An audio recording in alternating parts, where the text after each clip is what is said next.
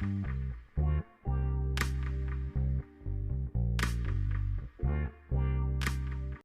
pop stars, welcome to another episode of the Wind Down Rewind. Thanks for rewinding with us. My name is Eddie. And I'm Tammy. How you doing, Tammy? Good. I'm doing good. Just enjoying my last days of summer.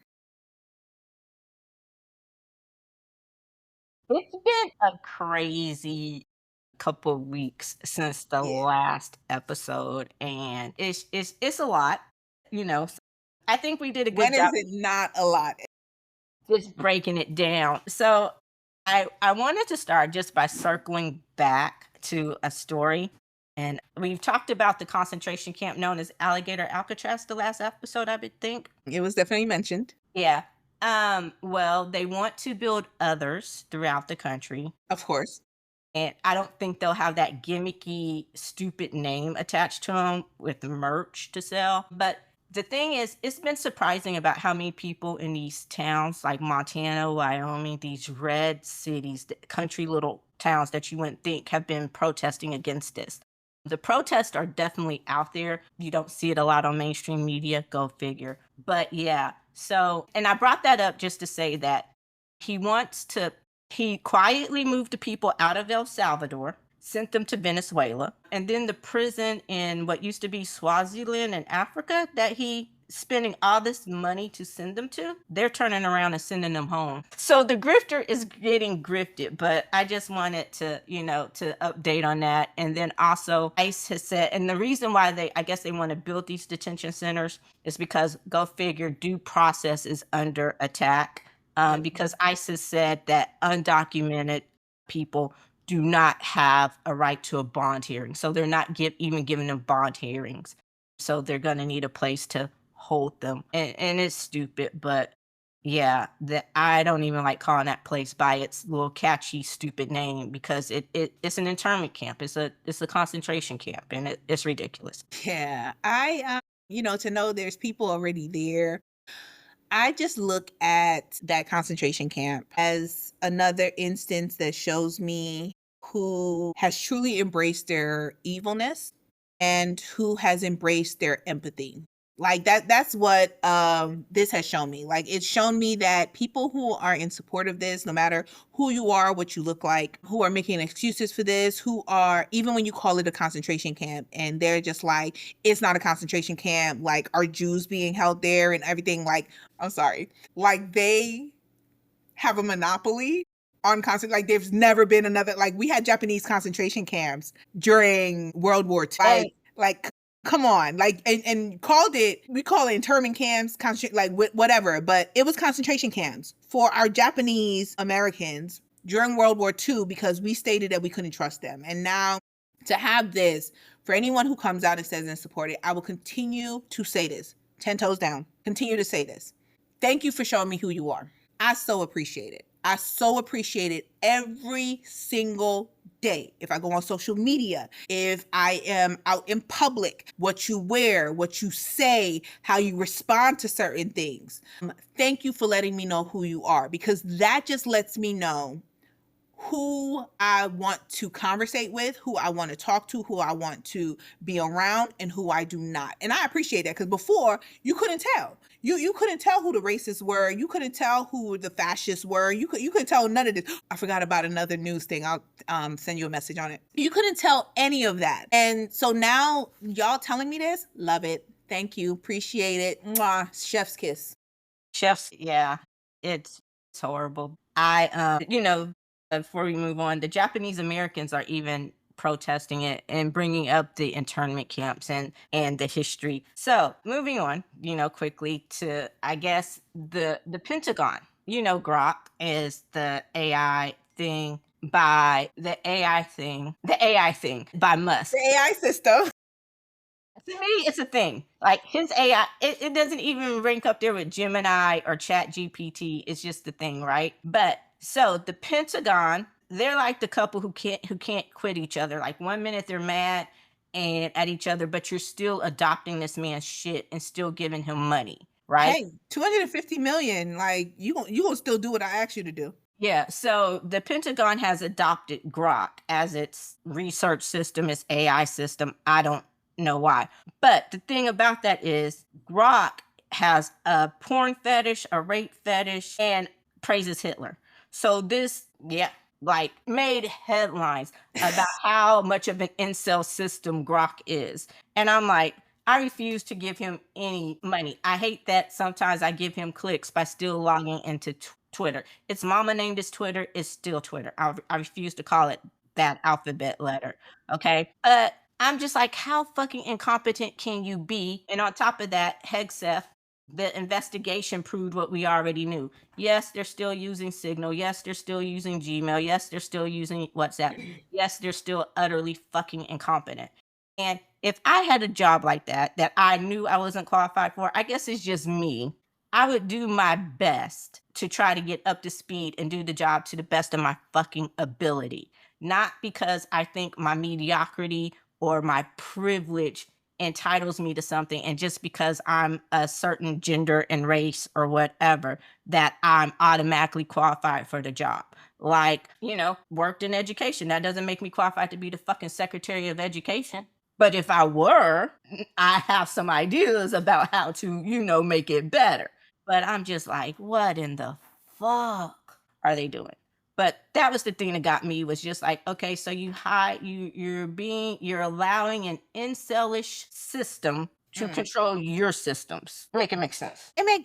I'll be honest, I think it makes sense. I think it makes sense for the people who are using it. I think it makes sense for the people who have made the deals and the contracts and have put it into play. I tell people this all the time. Everybody who currently works in the government in these high positions, and we constantly talk about how they don't know what the fuck they're doing. They're doing exactly what they were hired to do. They are.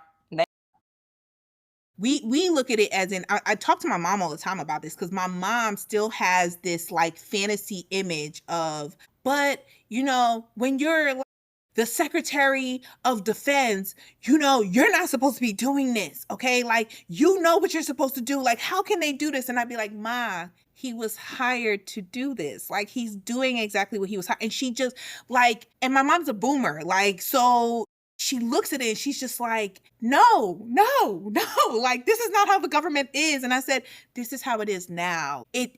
I think she's in denial because if she has to admit that we are not what we used to be, it'll break her heart. Like to know that the systems that she was raised to trust have been destroyed by her generation and by the silent generation, which is hilarious on the fact that the silent generation is still has so much power in this country. So much power in this country. Like these people were like born before the world wars. Anyway, but yeah, so I always say they're doing exactly what they're supposed to do. Pam Bondi is doing exactly what she's supposed to be doing. Pete Hegseth doing exactly what they're supposed to be doing. McMahon is doing exactly what she's supposed to be doing. Linda McMahon. All of these people in these high cabinet positions are doing exactly what they were hired to do. And it's crazy and, it's like hurtful, but it is what it is. So it just, yeah, like it is. Yeah. Yeah, it is heartbreaking. It's trauma inducing. It's a It lot. very much. And we talked about this last time on the trauma, that we're going through. Yeah. And speaking of Bondi, as much as we wish it would, I don't wish it would, but I wish they would really do something about it. And I don't know. But the Epstein, much to the credit of the MAGA base, I guess the Epstein shit is not going away. And it's surprising because normally he's so adept at changing the narrative, changing the conversation. But I think they overpromised, oversold. And so it's a lot. Like, okay, first of all, so the Wall Street Journal, which is owned by Rupert Murdoch, for those who don't know, yes, the same fucker who owns faux news. The Wall Street Journal published that, or reported, and they were the first ones to do so officially, that Trump is in the Epstein files. Any sentient human being who's been paying attention knew this, right? I think the surprise is that the Wall Street Journal published it. Okay.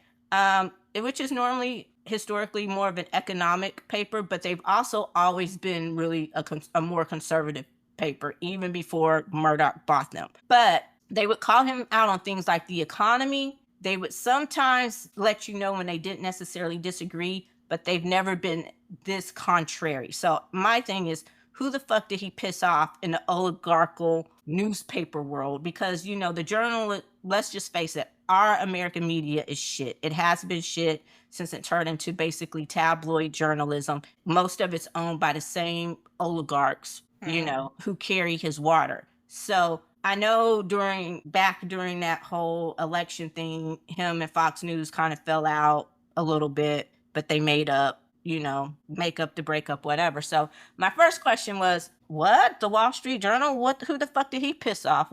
How did he piss off Rupert Murdoch to where he allowed this to be printed? Now, the second thing is, so after that, he goes to his normal red meat subject turner. Obama is a fucking treasonous now. And, usually as soon as you say Obama crossed the street, the base is like jumping. They turn rabid and feral. That didn't happen this time. They 20 years later, y'all still hung up on the man wearing a tan suit for Easter. And it hasn't literally been 20 years, but you get what I'm saying. And so this time it didn't happen. And then also, I think Obama showed them that, I was the first black president, because that fool and his petty came out. He posted the video of Trump being arrested. So again, they met Barry. They didn't get Obama, they got Barry, okay? Gosh. And so when that didn't work, it didn't move the needle the way they thought. They dumped the King files for Martin, for MLK and his assassination. So you do a file dump of 230,000 pages on some government.org site. Fool, your base is not going to that gov.org site to sift through 230,000 pages. They're not going to sift through 230,000 fucking words, which is basically a longer novel, let alone a fucking government dump. Okay, so that didn't work to move the needle. So I'm thinking like you overpromised, especially like your deputy director of the FBI we talked about the last time. He made his whole podcast about releasing the Epstein files. Your whole people were like, release the Epstein files. That's what you ran on. That's what you kept promising over and over again. And Bondi told him what he already knew. You all up in the Epstein files, So it was just crazy. And yeah, but it's not going away. I'm going to play devil's advocate. I think, my opinion, that at the end of the day, if these files are ever released, that MAGA will fall in line. I think that right now they can be up in arms, but we've seen it before. They'd be upset about certain things. People are like, no, because they holding out this time just a little bit longer. But for people who are saying, because they really care about the kids, it's the kid. You don't, because Sandy Hook happened. Uvalde happened. You let kids, Parkland happened. You let 50 plus kids drown in a river 2 weeks ago? Yeah. Floodings happened. So I'm not on board. I'm not on board with this. Now, do I need to see the files? No, I don't. But I also don't think they need to see the files. I think, here's what I think. It's all opinions anyway. I think what really has upset MAGA is that they're getting what they voted for. They're getting it to the extreme that they didn't know was possible. It's affecting them, and they thought it would just affecting them. And so they're trying to double on this Epstein file, right? Because this would be like, no, this the last straw. And the reason why is because when they try to bring up everything else that is going on, every other decision, everything else that he's doing, they don't have a leg to stand on. And the reason why is because everything that he has done up to this point has been a campaign promise. He promised us this. He promised us to dismantle the Department of Education. He promised that he was going to deport all the illegal criminal immigrants, okay? When he really meant was he going to deport all of them, okay? If you look possible that you don't belong here, quotations, you got to go, okay? He promised them that, and he's doing it. What is throwing them off is he's taking their immigrants. They did not think that he was going to take their immigrants, okay? But they can't say nothing about it. Why? Because they voted for it. He's dismantled the Department of Education. And then they're implementing these voucher systems and everything like that. They've done the cuts for Medicare and Medicaid. Okay. Why are they up in arms about that? Because it's going to close their hospitals. Mhm. Our hospitals are going to be chilling and open. They're going to be crowded up the wazoo and the price is going to skyrocket. But we're still going to have our hospitals in the major cities. In those democratic areas, we're still going to have our hospitals. Okay. May not be as accessible as it is now, but we still going to have them. Y'all's hospitals about to close. They about to shut down. You about to die on the way to the hospital that's 20, 30, 40, 50 miles away. But you can't say nothing about that. Why? Because you voted for it. So now you the Epstein file, you voted for it and he's not following through. This is the one thing he said he was also going to do and he's not following through. So because of that, they're going to stand 10 toes down on this is the hard line. No, it's not. It's because you can't be hard line about nothing else because he did everything else.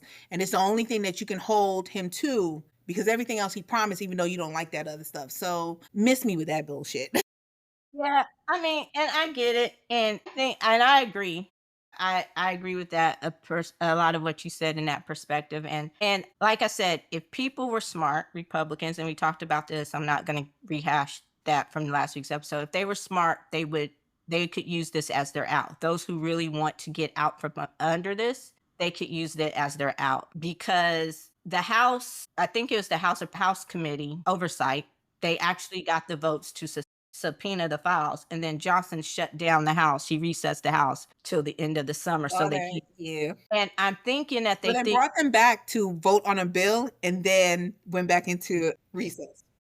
I think that I don't know that this will go away by September the way he wants it to. And the reason is I think that most Democrats during this recess are going to keep harping on this because they know. And just because this is different, and it might have to do with the fact that this is the one thing that they can show their disapproval on without admitting they're wrong. Because one thing they don't like to do is admit they're wrong. Yeah. So, and I really do think you're right. And I agree with you on the silent generation. Congress needs to be younger. Democrats, not from the fact that I'm trying to be ageist, but I'm trying to say a lot of them don't realize that the days of gentleman politics that it ever existed, the days of bipartisanship, they're over. And they ended in 2010 in earnest. When Mitch McConnell sat up there, or 2008 or 2010, when they got control of the House back, and Mitch McConnell stood up there and said it was his fucking goal to make sure that Obama was a one-term president. That is when this all started to change. And Yeah. And it made it permanent. Sorry. It made it permanent when he held up that Supreme Court seat. That first Supreme Court seat, when he held up that first Supreme Court seat, yeah, with Merrick Garland, I think that solidified the fact that it was no longer gentleman politics. And the fact that because Democrats let him.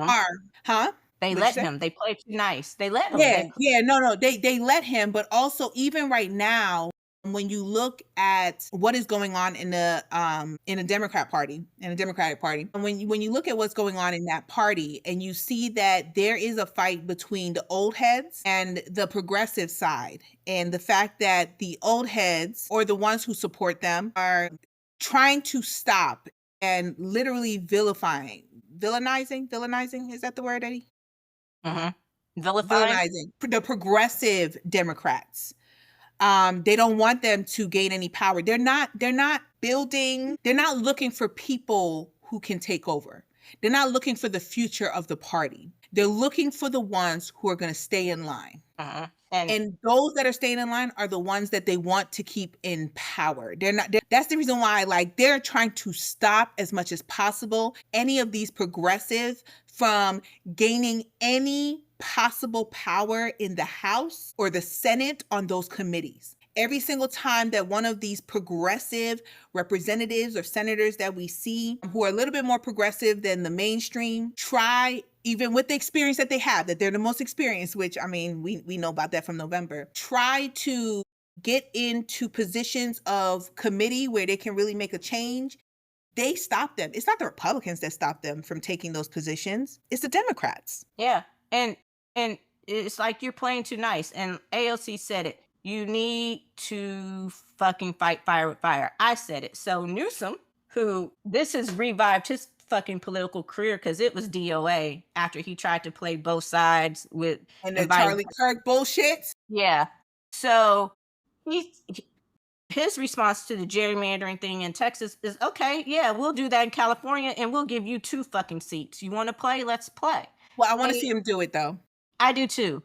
And You're but talking a lot. Do it.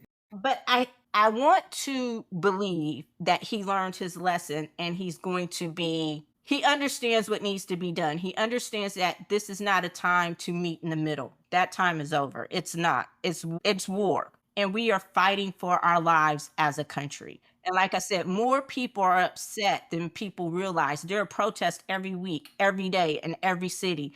They're just not being shown on mainstream media, but the people are out there fighting. We really are. So we will see what happens. We will see if this goes away. We will see if Ghislaine Maxwell gets her pardon for keeping her mouth shut, or if she mysteriously meets a sudden end. One way or another, she ain't talking. I'm just going to leave it at that. The birthday card that shows that he and Epstein have been BFFs. He's shown that him and Epstein have been BFFs. There are pictures of him and Melania with her original face hanging out with Epstein, all those years ago being BFFs. So it's just like he's talking about, oh, well, that card was forged and I'm suing. Shut up.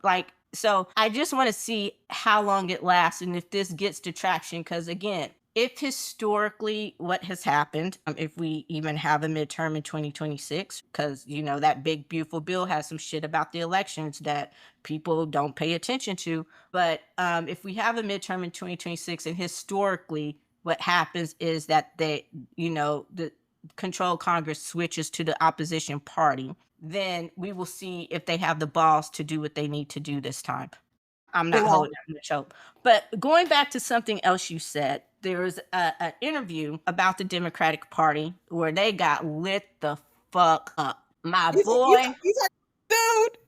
I'm talking about my boy. Hunter Biden has no fucks to give. He stood 10 toes down for his daddy, for Kamala, and he was like, fuck Clooney, fuck Pelosi, fuck the pod, save America bitches, like fuck them all. What did you think about that interview? Okay, I'm gonna be honest. First and foremost, I did not watch the full thing, but I've watched so much clips that I feel like I watched the whole thing. Which, look, society that we live in now, right? Like everything's clipped. But all the clips are coming up where like I'm seeing like the different ways that he's talked about, everything that you've mentioned. Someone said that this is the reason why so many of them did not want Hunter Biden to be fully sober.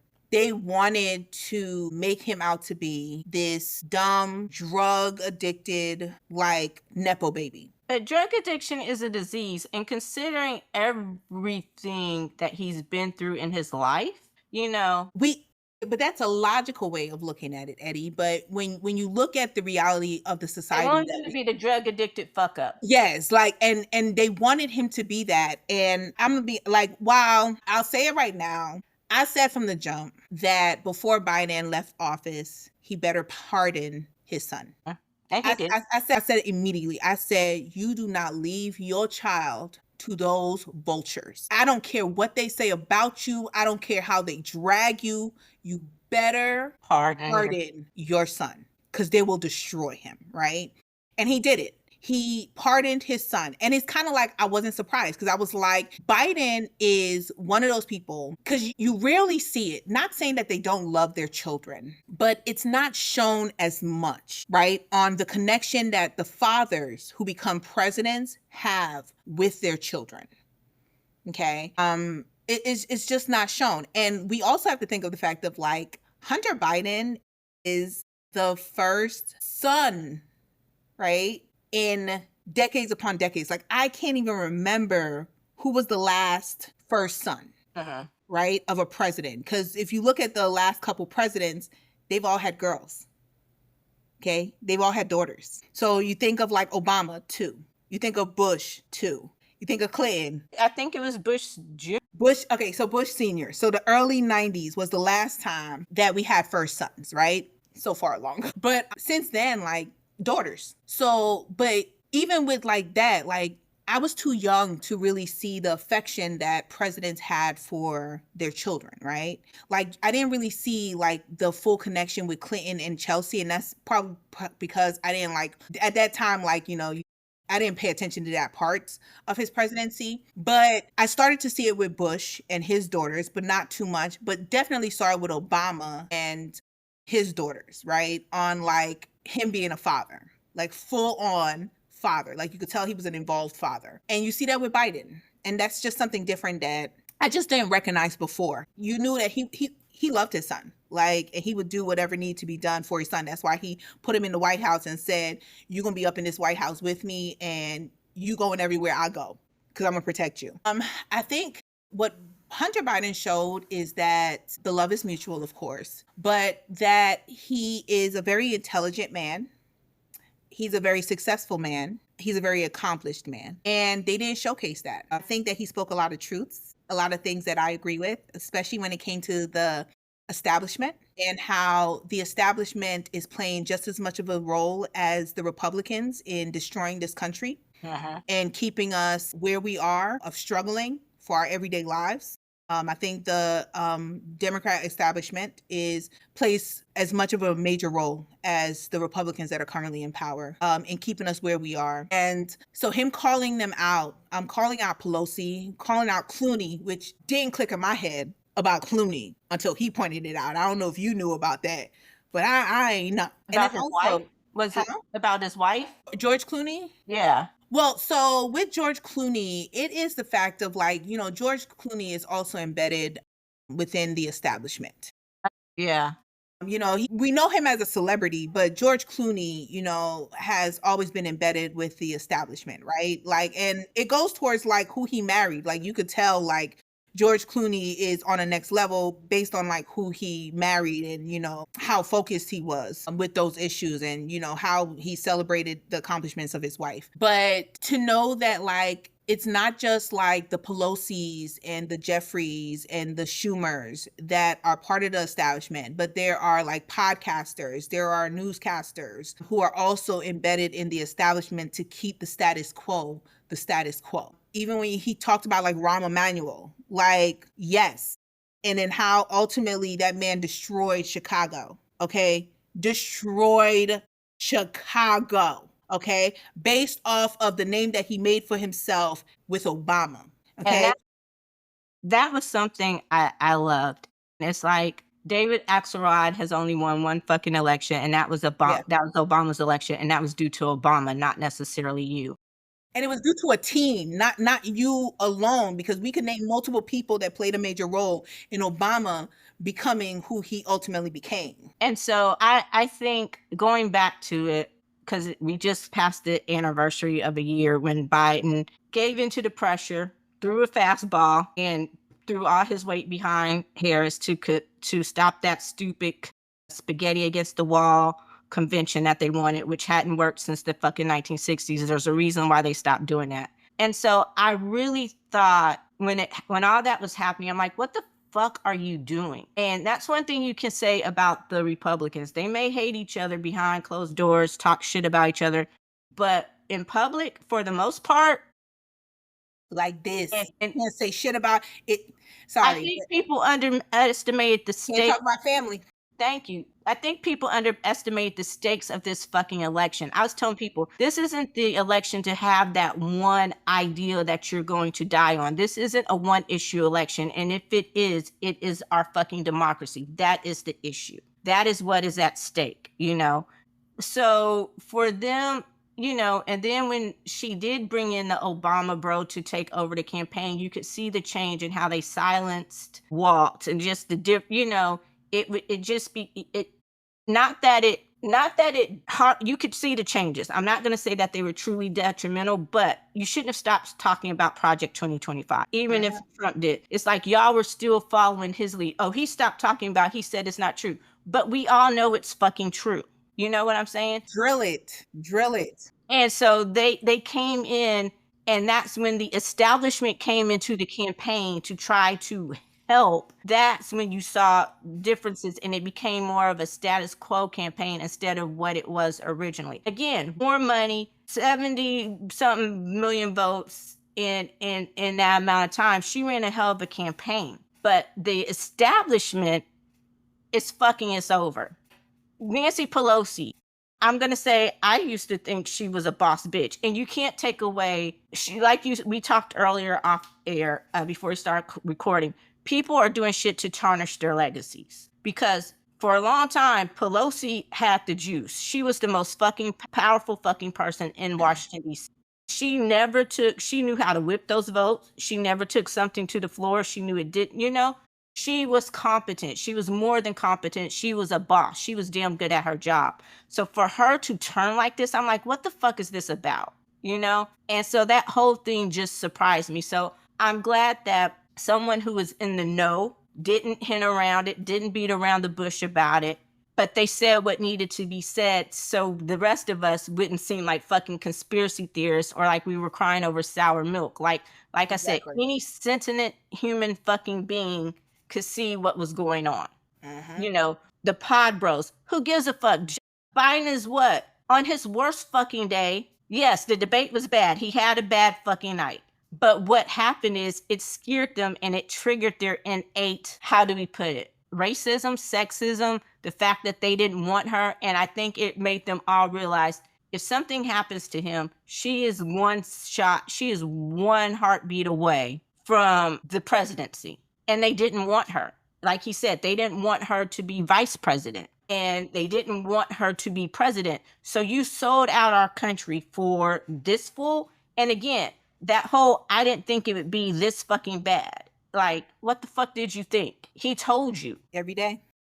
And with the adult, and I told someone the other day, I never thought I would say thank goodness for John fucking Bolton, who was one of the adults in the room, who I can't stand. Don't get it twisted, can't stand a motherfucker, but he was one of the adults in the room who kept the train on the tracks during the first administration.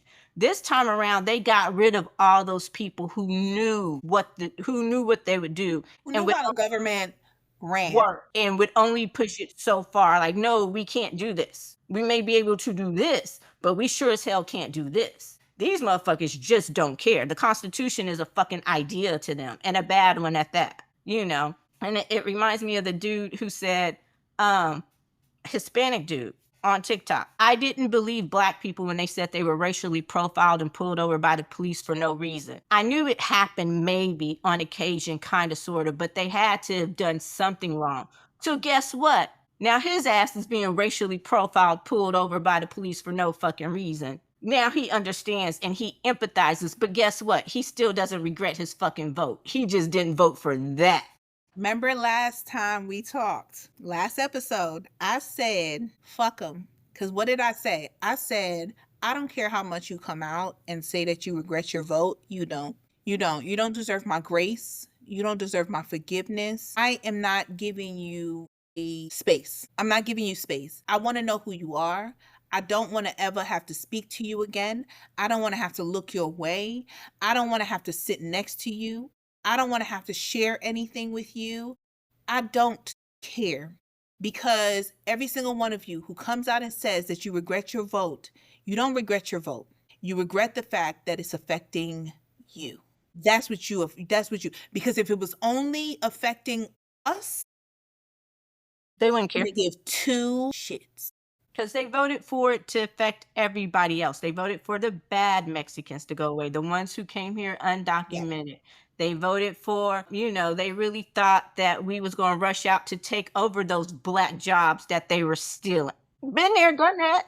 I wish you would. How you going to get us back there? Like I told somebody, we built this motherfucker and we will burn it down before we go back there, okay? I'll stick to my Black job I currently have. Thank you, because that ain't my life. Don't know nothing about it. Read about it. Have taught about it. And been like, no. But, so it's just like, yeah. But, so Mehdi Hassan and Jubilee, girl. Did you see it? Girl. That one dude who said, but you're an immigrant. Get out of my country. He said, what? He said, I'm actually an American citizen. I don't care. You weren't born here. Look. I watched, once again, can't watch the whole thing because I think it would trigger. I would go through a lot of PTSD and breakdowns if I had watched it from beginning to end. I love Mehdi Hassan. I think if there was anybody who could go on Jubilee and not get boggled down by the interactions and statements, it would be Mehdi Hassan, because that man is the number one champion of debating because he stays focused, right? Like he talked about it in the when he wrote his book. He talked about how he became the debater that he is, right? And he says, I stay focused. I grab something that you said and I focus on it. And I pull out the data, the facts that I have, and I drill it. Like a journalist should do? Yeah, you know? And he does that, and nobody has been able to change or shift how he debates. They've tried it. They've tried to trip him up. They've tried to throw things at him, and nobody has been able to do it. And I looked at him and was like, Jubilee, you ain't gonna be able to do it either. Like, getting 20 fascists to debate him is not gonna do it. And I think that's why, like, there's a lot of people that had an issue with the fact that he went and he did this. I don't have an issue with it because he stayed focused. And he was the same Mehdi Hassan that we've known for years. And so, but he also showed us how dangerous our society has become. Like, it is dangerous that there are people who boldly say that they're fascist, who boldly say that they're Nazis. It's dangerous. It is dangerous that, and the thing is, you know what I also loved? It wasn't only white people. Yeah, it wasn't that many people of color, but they were still there. And those people of color was, you saw how ridiculous and stupid, like when we were talking about the rappers who are engaging in conversation and doing events with people who have shown microaggressions and racist tendencies, right? And I look at it and I say, this is exactly the same thing, because it shows me that, first of all skin folk ain't kinfolk. We know that. And we know that. But like I'm talking about the, oh my God, is he from Iraq, I think? He's from the Middle East. And he's on there with his little evil mustache. And he was on there, and Mehdi Hassan, I love him. I love that man. He was pointing out, so you're telling me that you're on the side of all of these people in this room who want you and me gone? Like, they don't only want me gone. They don't want me deported. They don't want me to get out of here. They also are including you. And he drilled that. Like, he was like, they also want you gone. And he's like, that's not what I want to talk about right now. Like, he and Mehdi Hassan kept drilling it. Like, he wouldn't let him change the topic. He said, no, I want you to address it. That you are saying that you're in agreement with these people who are sitting in a room who said that they want you gone. They want you to get out. They don't care that you're a citizen. They want you to get out. Are you okay with that? And that is the reason why the Jubilee, like, for him, I was like, yeah. Because these people are bold. And you said something interesting. You said now, and I think that's the thing. We got to the point where the Obama presidency did two things. It brought out the latent racists, and then the ones who thought, oh, we've overcome, y'all became too complacent. They didn't realize what was happening. You know, it's like, oh, we got a black president, we made it. These issues will never happen in America, and people just got too complacent. But if you, it's like any relationship. If you want it, you have to tend to it, you have to fight for it, you have to work for it, you have to take care of it. And we, as American people, have not been good stewards of our democracy. We have not been taking care of it. And I think that's how we got here where we are. I love Mehdi Hassan, but he was one of the ones during the election that I also had some issues with. He said some things I disagreed with, but I was happy to see him. And again, you can still like someone and not agree with everything they say. I think we're in this point somehow where you think you have to agree with everything I say. I love you, but I don't agree with everything you say, and vice versa. And so I don't know, but I don't have a problem with him going on there. I agree with you. I thought he did great. And I agree. I didn't watch all of it because it's rare that I can watch a full Jubilee. Even Pete Buttigieg, who I think is a great communicator, I didn't watch the full one that he was on a few years back. And that's just because the ignorance breaks my fucking heart. It's not a matter of you having a different political opinion, which used to be Okay, And like so, yeah, in some ways, the Republican Democrat thing, I've never truly agreed with all Republicans, but I've never just I saw that you saw their point. yes, I but saw now where they were coming from and why they weren't on the same page as me with certain things. yes, but I don't there is no point now but just to Yeah. be ignorant. But taking us back, I think history repeats itself and sometimes in the dumbest ways. And I'm with you on this. I want you to say you're a fascist because I want to know who the fuck you are because they Mhm. don't wear the hoods anymore. You know what Yeah. I'm saying? And so tell me who you are. Show me your hood. Take off the mask. Say it. Even if you are a person of color, which there's always going to be who is that character Samuel played in Django? We talking about, but I forgot what his There's name was. always gonna be one of him. There's There he always is. been, so I want to know who you are. I want to see you. Show me your face because I that way I know who I'm dealing with and I can deal with you appropriately, which is not to at all. So yeah, but yeah, it was so now moving on kind of just really quick, Colombia paying $220 million to get their funding back. The thing that got me about this, their federal funding, who the fuck are you paying this $222 million to? Was it a fine? Were you fined for something? And the thing that caught me about the headline I saw, it didn't say Trump administration, it said fucking Trump. So are you giving this motherfucker $222 million directly to get your money back? And where is it going? Because there is no more Department of Education. And is it a fine? Like, what the fuck are you doing? A donation to his fund. So they're paying him. Yeah, through his campaign fund that's still going on. So they're paying him. Jesus, take the wheel. You know what's hilarious is what is it, 400 million? That they're getting back in federal funding. So you paying 220, and that's For what I'm.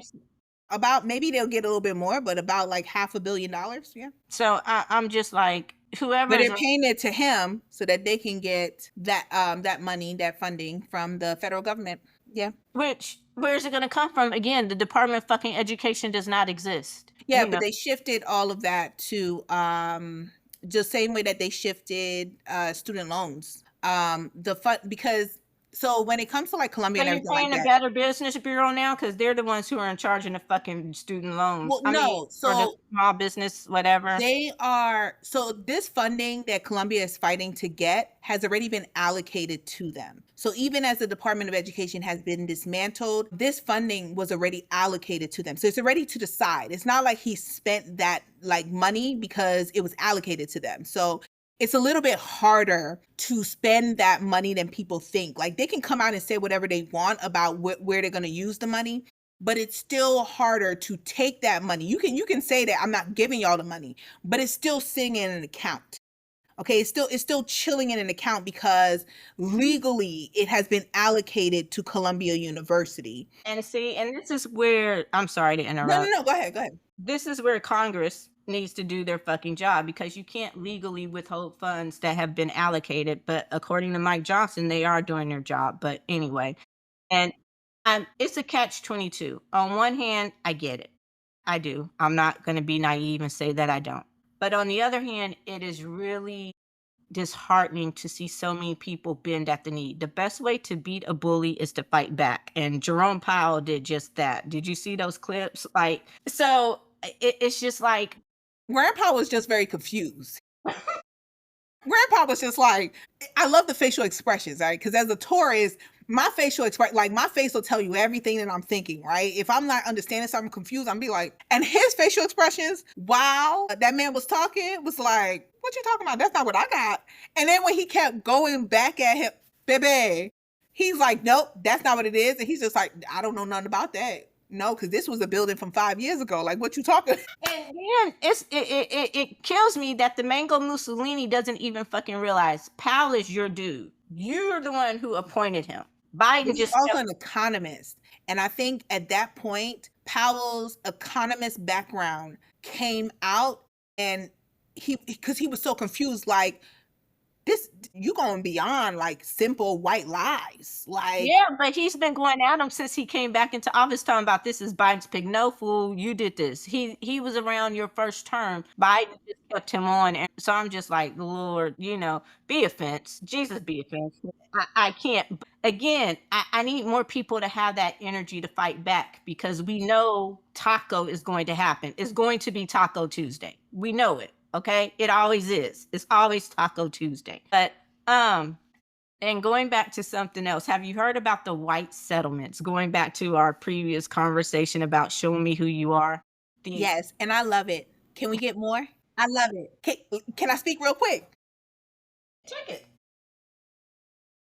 When I tell you the joy that came in my heart when I saw the clip of the interview that these people did, and I said, well, what do they say in the South? What do our people say? If you like it, I love it. When I tell you, I said, well, baby, if you like it, I love it for you. Like, please go ahead. Don't stop at Arkansas. You need one in every state, baby. Please. But here's the thing.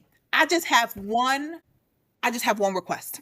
I have one request. Since you want to be whites only, okay? Don't do what they did up in Tulsa, okay? Leave us the fuck alone. You want to be whites only, we gonna leave you alone. Don't get mad when we don't come for you.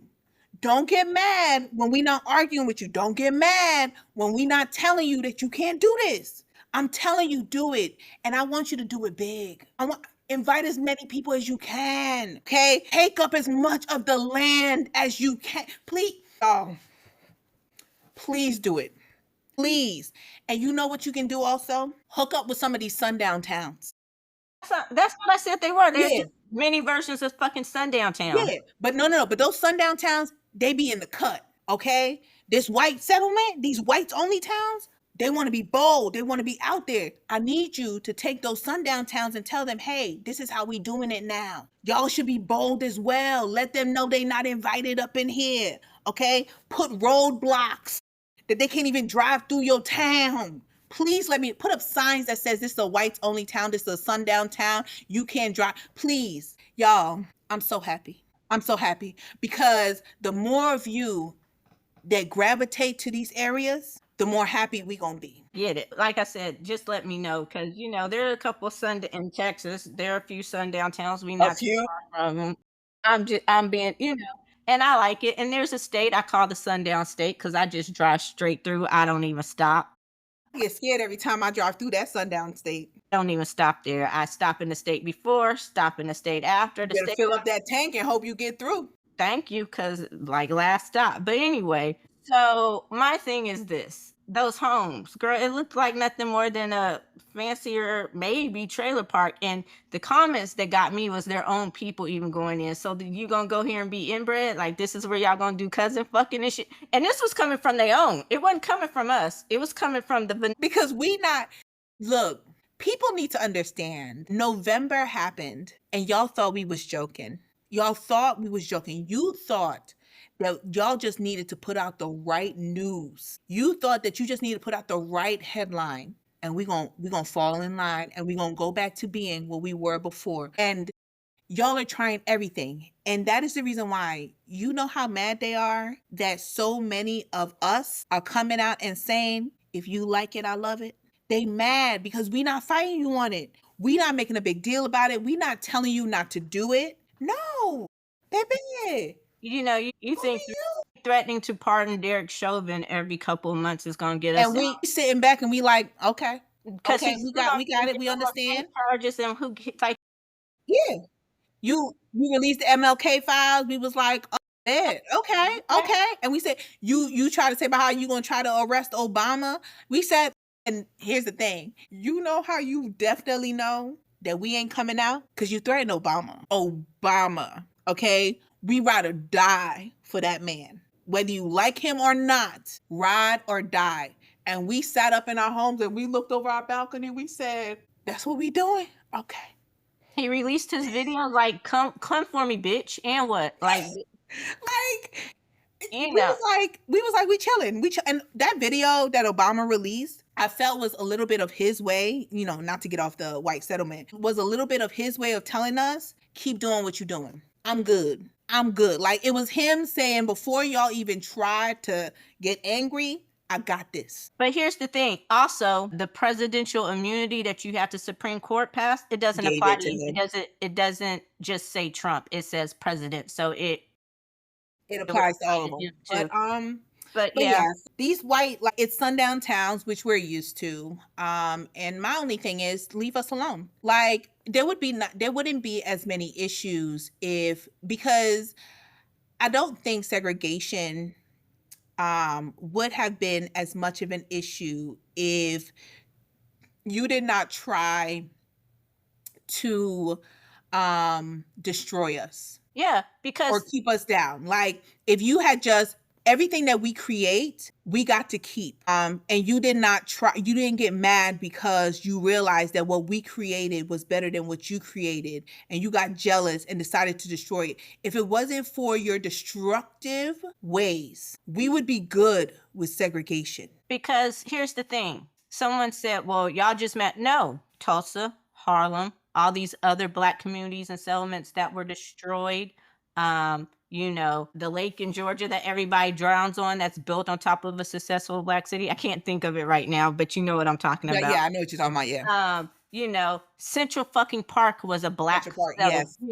so it's just like all these things, like everything we've had and everything that has been a success, you've destroyed. Black neighborhoods, take highways through them, infuse the drugs into them. Like I said, we're okay because we know how to survive. It's ingrained in most of us, but it's just like, so I'm with you. I was just like, dude, really? Also say that everybody wants to be around people who share in their values, who share their morals, right? Everybody wants that. Like, you want people who um, live the same life as you in some way, shape, or form, right? Who share the same ideas of a world as you. If you are Mayo and you share the views that you have, right, where you want to separate yourself, I do believe that you should be given the opportunity to be around like minded people. I just will say again, while I believe that you should be around like minded people and you should have that opportunity, just like the rest of us want that opportunity, don't get mad when you don't like your people the same way we don't. Don't do that. Stick to your people. Enjoy your time of like minded, racist people. It's okay. But their problem is that they look outside their window and they see all the fun that we're having and they get mad. With our line dances and stuff like that. Yeah, they get mad. And you know another thing that make them mad? When we invite some of their people to enjoy the fun. Because somebody said this, I forgot who it was, but they said the problem is that we have never been exclusive. When we create something, our door is always open to invite people. There have only ever been whites only signs. Whites only. You have never seen a blacks only sign that was created by black people. You have, like, they'll be like, oh, but there's a black student union and anybody can go in. Anyone can go to the meeting. Now, are they gonna be like, hey, if you're not about this culture, don't open your mouth and speak unless we ask you for something? But we're not closing the door on you coming in. There's no black student union that won't allow anyone of a different race, ethnicity to walk in and enjoy the amenities that are afforded them. There's There no black organizations that don't. There are white people in Divine Nine, Thank you. There are in white every single one of them. there are minorities at HBCUs. Yes, who get scholarships the same way that we can get scholarships depending on the population at PWIs. I went to Dell State. They are able to get scholarships because they're the minority on campus. It's not enough of them. So they got a scholarship to go to an HBCU. Nobody knows that. Nobody thinks about that. We not being exclusive. Come on in. Now, granted, sometimes we do it a little too much. Hey, but we don't shut the door in your face. Y'all are the only one, like, these whites only like town, like, y'all want to shut the door where you don't want to allow us to live. That's fine. But we're not exclusive. You have to acknowledge that. We are not exclusive. We have never put up signs that says blacks only. Y'all have put up signs that says whites only. You have created towns that are for white people only. You have created organizations for whites only. You created country clubs for whites only. But have the nerve to get mad when we do our own. And So then want to what? Destroy it, right? You want to burn it to the ground because we can't have what you have. We got to want what you have. Nah, baby. So, yeah, I'm okay with that. I'm okay with that. speaking of minorities and white spaces, and going back to what you said about all skin folk and kinfolk. So I guess Candace Owens had her come to Jesus moment, and she's no longer officially MAGA. She's one of the ones who realizes that, I don't know, she's an idiot for voting for Trump, and that, they turned on her and she, whatever. But now, but she's still a garbage. She's still a trash can human being. I'm not saying what y'all think. I'm saying we're not going where y'all I think you're going. So now she's on this whole thing about Bridget Macron being trans. Now you could go with Bridget Macron was a groomer. We that whole, you can say a lot about the lady. I believe she has biological children that she actually birthed. So the whole thing about her being transgender is a little far-fetched in my, and even if she was, who gives a shit? But so now she's going, I don't know why she's going in after Bridget Macron. Like I said, if there's something you wanted to go after for her, the red meat is hanging right there.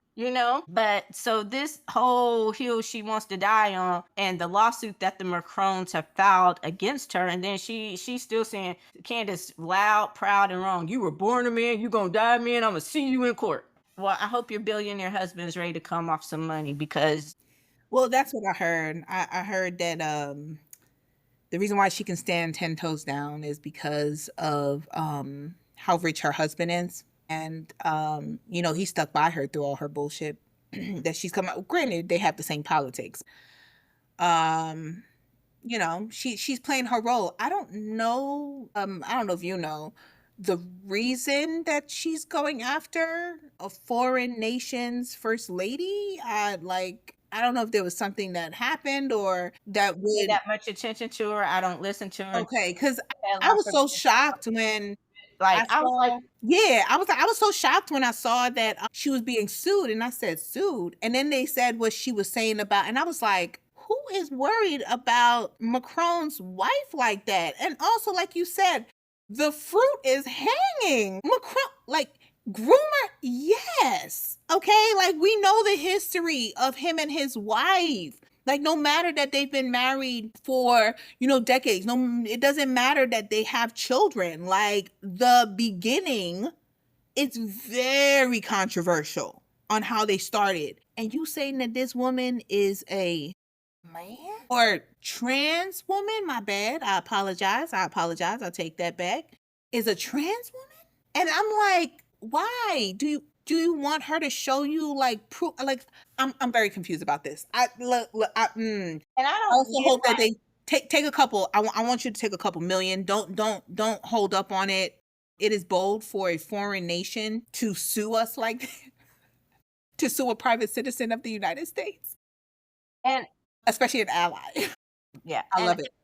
I don't understand why that side of the aisle, that particular party, is so obsessed about what's in between, what someone's genitalia is. Like, who gives a fuck? Like, really, seriously. Somebody said they don't commit crimes. They're less than 1% of the population because population, give or take, is only about 10% part of the LGBTQ community. 10% for all of the alphabet, right?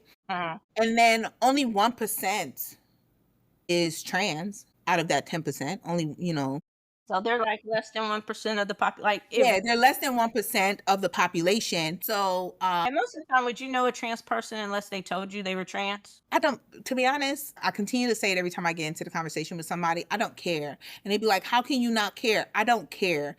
What does it have to I do with me? don't care that they're using my bathrooms. I don't care. What I need people to acknowledge is the reason why y'all have so-called concerns about trans people is because you know how dangerous men are. Mm-hmm. That's the only way. 85% of crime, 85%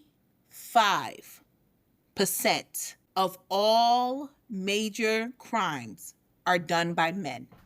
That leaves only 15% for women. 85% of all major crimes are done by men.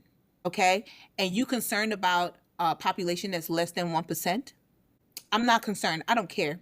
I don't care. I need y'all to deal with these men that need therapy. I need y'all to deal with these men who are turning into incels, who are turning into red flags, okay? Who are getting on the internet and crashing out because nobody wants to date them because it's not as easy because women aren't taking their shit the way that we used to. That's what I need y'all to deal with. Leave these trans people alone. I don't care. Like, I don't care.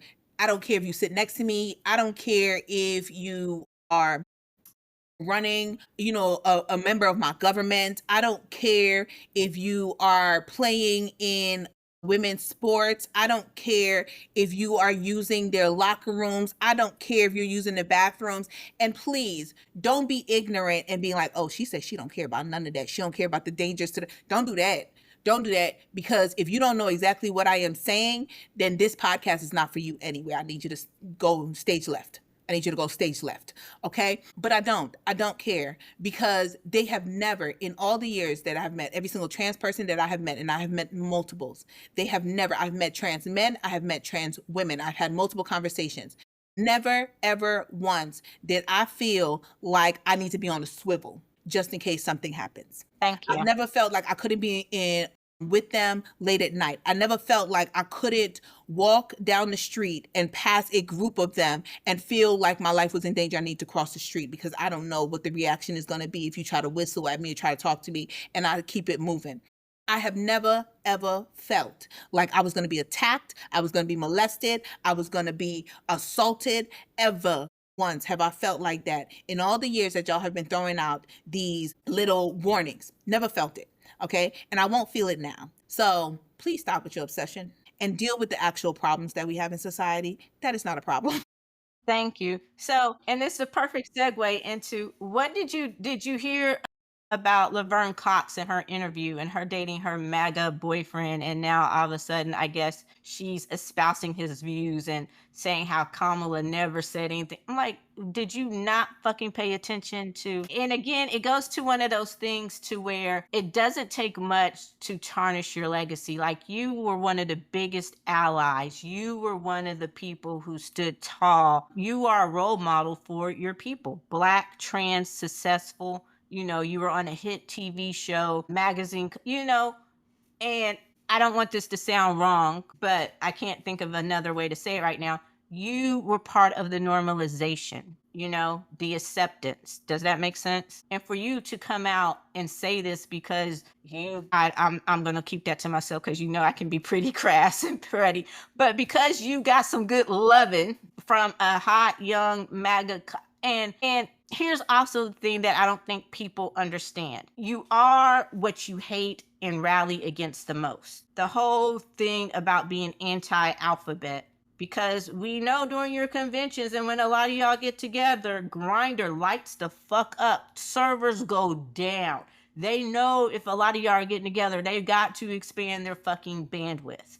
Like, we know a certain senator has preferences. We know a certain other senator from the same state is in some purple marriage because he thought it was going to get him something, So I love how we drop in hints about certain states, but we're not saying the names, but I immediately know what you're talking about, Eddie. I love it. I love it, Eddie.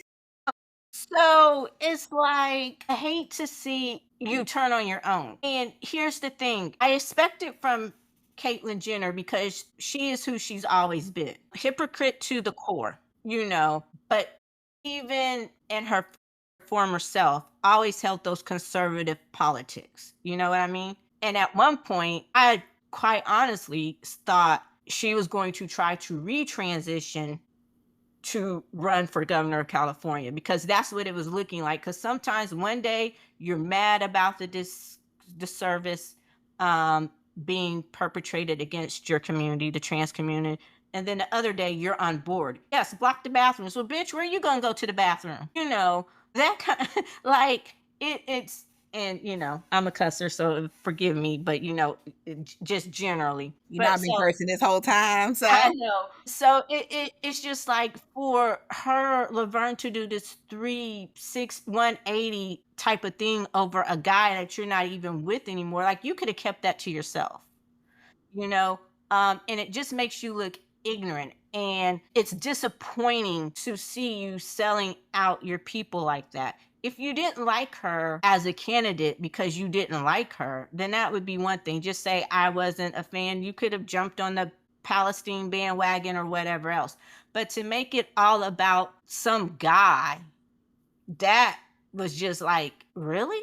Like, does that make sense? Yeah, I think a lot of people, and you said it before, you said it earlier, we've become so complacent with our system and our government, right? Because we just trusted that we would never fail. The idea of America is too big to fail. And so I think that coming out with this, I agree. I don't see the reason why she needed to tell us. We didn't need to know, okay, at all. It serves no purpose whatsoever except to show us who you are, okay? To change our viewpoint of you.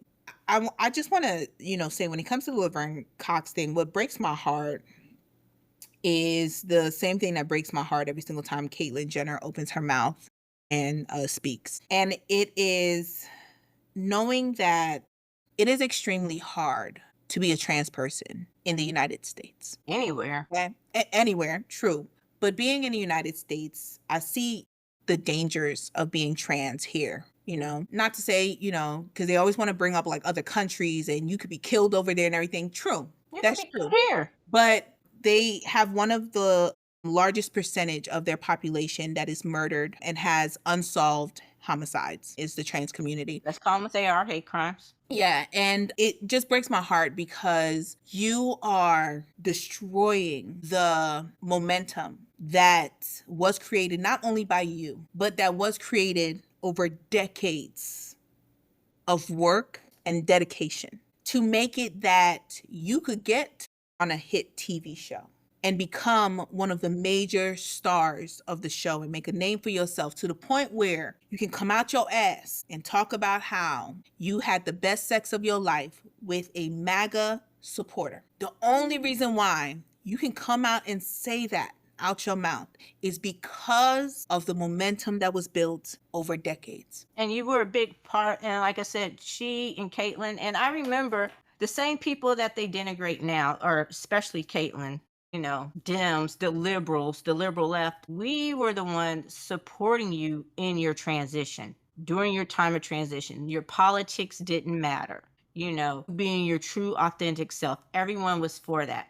And again, it's not necessarily that I expected you to change your politics. Okay. I'm not saying you can't still be a Republican But and support your community. but support your community. Take this time to actually be an active, not a sometimes activist. And great, you're in that space, so you could be the one. And I guess it's like expecting Candace and all those other ones to be the mythical Negro. But again, you get in these spaces, and instead of being a true activist and trying to change minds and make them see, you want to be that magical unicorn, the accepted one, and But that breaks my heart. And it's that, go ahead. no, I'm done.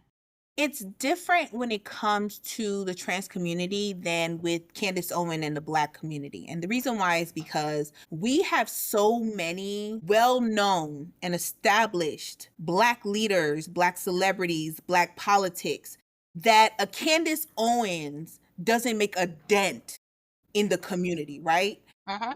But a Laverne Cox makes a dent Exactly. in the community. Caitlyn Jenner, and you talked about all the support. Yes, when I tell you I celebrated her getting on the People's cover because that was amazing, right? The support. And may not like your politics, but I supported you, right? With the idea that you're going to come out and you're going to support your community, okay? Make it easier for others who think To like, do what you did, right?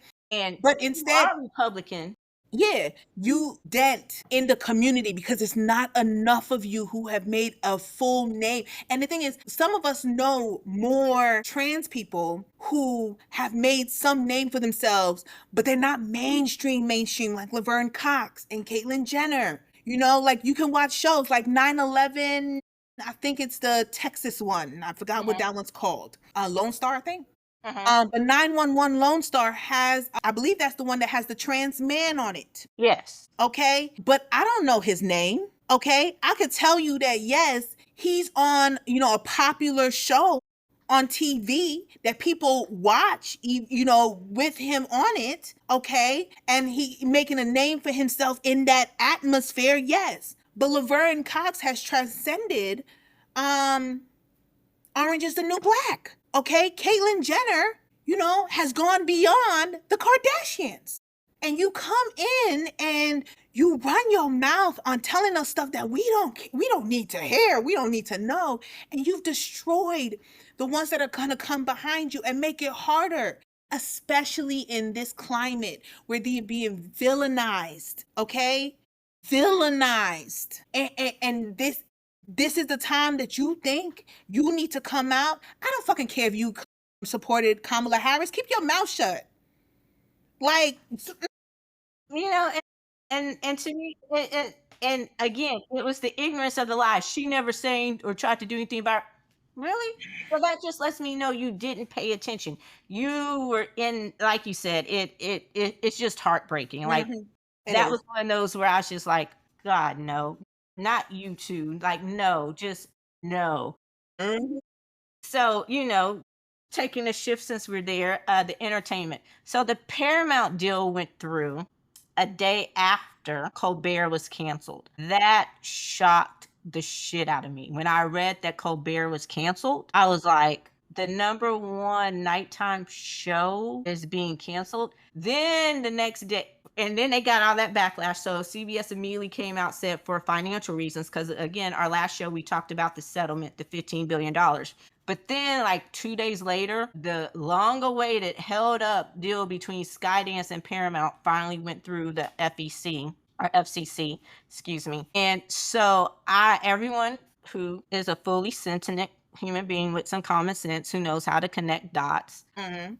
thinking pretty much that the Colbert cancellation was part of the settlement deal. And so they were like, CBS was like, well, they're losing 40 to $50 million a year on Colbert. And so he basically said gloves are off for the next year because he's going to be on till May. And I'm like, and he was one of the ones, him and Kimmel go at Fallon is, but him and Kimmel are the main ones who go after Trump hard. Mhm. And so he said, fuck it. What you gonna do? Fire me? Like, and so he did this whole thing about, well, we know where 15 million of those dollars went. And so I'm just like, yeah. And it's kind of scary. It goes back to that whole bully thing because Paramount had no reason to settle with him. He did not have a case. They released the whole unedited interview, and the only thing they edited out was what anyone would edit out. It wasn't this whole thing. They didn't feed her questions, all that bullshit.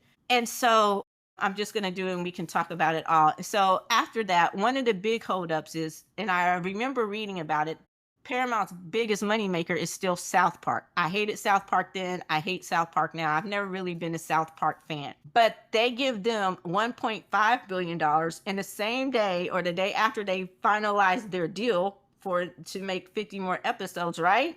The season premiere of South Park comes out, and I must say, it was the first time in a long, long time that I watched South Park, and they excoriated the shit out of his tiny ego. Yeah. So all of that is just one big. Where do you want to start? Take it. It's yours. It's all.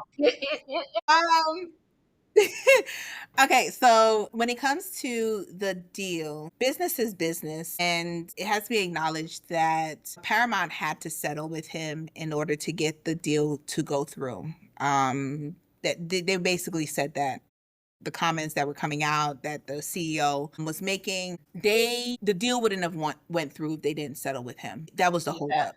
Yeah, the holdup for the FCC approving the merger was the case that he brought against Paramount. Now, whether it was on purpose that this case was brought up against Paramount because, you know, they knew that they wanted this merger to go through. So I'm going to file a lawsuit against you and you're going to have to settle because you're going to need me more than I need you at some point. Right.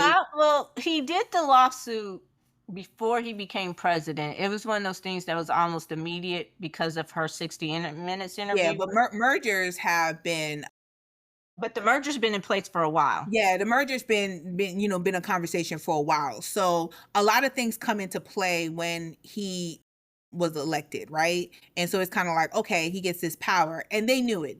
They knew it. It's kind of like, Columbia. Hate it. And we wish Columbia would have done what Harvard did. So just to kind of go on that, Harvard would not have been able to make the decision to do what they did if Columbia hadn't folded the way that they did. I get that.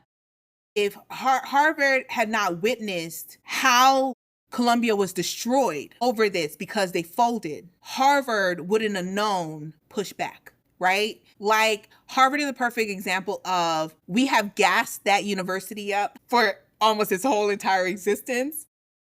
Here since 1630. It's been here longer than the country, right? Outdates the presidency. And we've gassed it up to the point where it knows its position, right? It's stronger than Columbia. That's why you have all these other universities that are waiting, okay? They're not going to do nothing, right? And they all would have folded if Columbia can't hold the line, higher education is destroyed, right? Well, we know that. A lot of them joined together and made their own little leagues to, Well, their own little NATOs. they're trying to, right? But here's the thing. While they make their own leagues, the one university that they need to join them? Harvard. So you have to look at all these universities. None of them are Ivy League. None of them are the top world universities have joined them, right? They need that. Harvard is holding the line. And all these Ivy Leagues are looking, right? So when it comes to Paramount, it's business. They this ain't the first time, and it ain't gonna be the last time that he gets these entertainment companies, right? These production companies. Like, now I'm waiting for him to go after Hollywood strong and see who falters first. And if Hollywood is going to look at Paramount and say, we're going to have to fight this, or if they're going to fall in line, We'll see, because he's threatening the View because Joy Behar went in. So Exactly, right? So that's ABC and Disney. And let's be honest, yeah, we love Bob Iger when he was, when he was going, at it with DeSantis, right? In Florida. But at the end of the day, people don't he's fallen in line multiple times as well with the system, right? But we don't pay attention to that because we were just so enthralled when Disney stood 10 toes down over Disney World, right? And over their own town and all that stuff. So I think that, South Park, I saw the clip. Hilarious. I will say it was funny. Not a South Park fan. I don't do that kind of comedy. I don't find it to be funny, but it's hilarious. They had it weeks in advance. Colbert, at the end of the day, Colbert's been Colbert and I love it. So we'll see how he does. But I'm of the mindset when it comes to these individuals who, are talking the talk that they're talking, I need to see you do it. You said that the gloves are off until it's official that you're canceled in May. I want to see it every single day, Monday through, Thursday, Friday? I forget how many days. Friday? Monday through Friday. When I tell you I want your foot on his neck, every single joke needs to be about something else that man has done. Every single joke. I want every single interview that you have, at least one of the questions is asking, what do they feel about that man? Because you got to let me know also who's on my side and who's on the opposite side when it comes to these people. That's what I want to see. That's like the whole thing with Gavin Newsom. I believe it when I see it. You talking real big, okay? Texas is already going through the process. Where's your process? The Democrats have started it. Where's the map? Show me what the map look like, Newsom. What the map look like? Because Texas already showed us their map. They showed us what they about to do. So I love it. Look, when I tell you I'm traumatized for the rest of my life,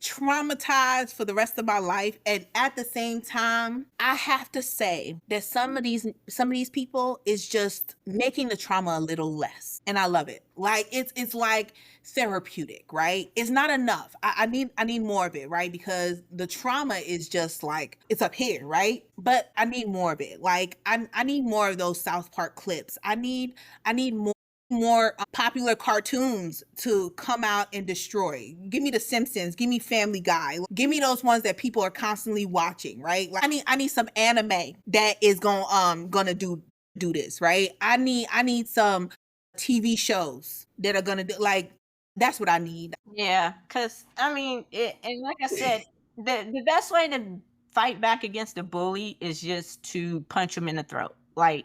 And And Paul's showing us how to do it, and we always know, like I said, Taco Tuesday always comes around. So stop giving in. Did you go see Superman? Just really quickly.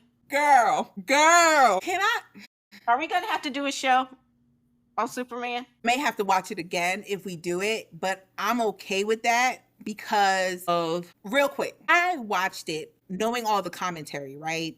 That people were talking about. Still weren't prepared. I will say, full force, I am a DC fan. I've always been a DC fan. Anyone who knows me knows it's right there back in the background. You see it? Wonder Woman. Ride or die. Okay, that's my girl. Okay, not that woman that played her for the movies that I can no longer watch. Okay, but original Wonder Woman, Linda I'm Carter. about that life, right? Like everybody knows, I love Wonder Woman. I love DC. The thing that I love about DC, and I was excited about, but I was a little apprehensive about, was that DC stays more to the comics and to the material, to the original. And when they do it so well, right? Like they do it so well. Marvel falls for the hype. Okay. It's going to sell. It's going to be huge. We're going to do bigger, better, bigger. And then it's no longer better, but it's just bigger. Superman was good. Okay, so having said that, I'm gonna let you guys know, and it might be a little late for y'all. It might be around the time that it hits streaming. I think that would be perfect when it hits the streaming, you know? But I think our next wind down episode will be Superman. I think it deserves a conversation of its own. Yeah. I will just say that it was a success, and I think that we feel the same way about it. But I will also recommend that if you haven't seen it, see it. Yes. And I will find out when it hits streaming, probably soon here, and we will have an episode of the wind down over Superman. Sound good? Yeah, no. I really think it deserves its own conversation. I hadn't been for sure. It does. Can I just say, Lex Luthor, amazing. Nicholas Really. Holt was chef's kiss as Yes, amazing, right? But Lois Lane loved her. Loved her. Okay, like loved her because they made her new age, but still kept close to the original material. Love that, right? The Clark Kent / Super loved it. Yeah. Okay, don't. Three main characters, and even the crypto dog. Like when I original material. I don't know why I have not seen enough commentary about like. Yeah, I'm gonna wait. I'm sorry. It's just y'all go see it. It Go deserves see it. you will get the next wind down will be about Superman. I'm happy to hear that. Another thing I'm happy to hear, I am a huge Megan Thee Stallion fan. What's up, Stallion? But from Never Play with her and REM, and that song's just going through my head. And I'm happy to see that she is happy, and she seems to be in a relationship with a good guy. She's dating Clay Thompson, I'm sorry, from the Dallas Mavericks. And it's interesting because it's kind of like, you know who it reminds me of? Kind of like Taylor and Travis, in the sense that both have. I know you're looking at me like, where are you going with this? But hear me out. I'm gonna wait. Go ahead. It's from the media aspect. Historically, both have tended to be private about their relationships and who they're dating, going back, you know. Mhm. And at this point, it's still not You mean the Clay Thompson, Megan, Travis Kelsey aspect of it? and just the privacy that they've tended to have Okay, about their relationships. gotcha. Like Taylor, you know who Taylor, you've always known who Taylor was dating, right? But she's never really put it out on social media, right? Her boyfriends have never taken pictures of her. You know what I'm saying? But Travis just did a whole photo dump of him and her together. Okay. Megan and Clay have both, and as a basketball fan, you know, whatever, they've both been more private about their relationships. You may know who they're dating, but they've never really just put it on social media like, this is my. Does that make sense? So Yeah, I get where you're going. Yeah. that's the connection I'm making. So I'm happy to see that they're happy, that she's happy. She's found a good guy because she's had some trash, Mr. Shooter in the feet, whatever. And all these people, the other Canadian rapper who wants to talk about her, then that motherfucker from Houston, Slim Thugger motherfucker, who got on and crashed out because she told him no, talking about he don't want to be a kept boy or a baby boy because she Like Clay Thompson don't got his own money, but okay. yeah, like you talking about riding her around in a Lambo in a penthouse. She has her own, she has all those things on He her don't need you own. for that. And you who says, and I'm sorry, I don't give gifts with the whole reciprocity of the whole thinking of, hey, Tammy, I bought you a Louis for your birthday. You need to for my birthday, I'm fucking expecting a Louis return in return. I don't give gifts thinking about the money aspect of, hey, I got you this for this, so it needs to come back and it needs to be reciprocal and dollar amounts. And that's what I got from that video. Oh, so she got him a $300,000 watch. What is he going to get her? Who said he hasn't bought her something? And I'm just like, and so she's into these plushy things that people are carrying on purses. He bought her like 1,000 fucking plushy thing. So I'm just like, it just showed me his mindset. I'm like, you bitter bitch sitting here crashing out, talking about, well, when someone says no, and like you dodged a bullet. No, she dodged a bullet. She told you no because you fucking trash. Like, the best thing you've ever rapped is, I'm Slim Thug a motherfucker. And coming out of Houston, I can say that. And every time after that, whenever I hear he's featured on a song, all I want to hear is Slim Thug a motherfucker. And after that, I'm done with the song. Like, give me your tagline and be done. Cause you crashing out like a hurt bitch boy, all up in your feels, talking about your love language is action, acts of service. And basically it was, no, bitch, you just fucking described a maid. You want somebody to suck and fuck and cook when you want them to. That's basically what I mean. Oh, yeah, you really. You look. When I saw it, I was like, I gotta send this to Eddie so she can watch this crash out. I go a different way and say that the crash out is really because Klay Thompson Is better than you in every sort of way. is is what Russell Wilson was for Sierra. To go from a toxic MFer, okay? Or MFers, because let's not act like there haven't been others since that incident. Yeah, no, you're right. But like, going back to like Sierra, right? Because her and Future and Sierra had some other ones, right? Because she dated some names.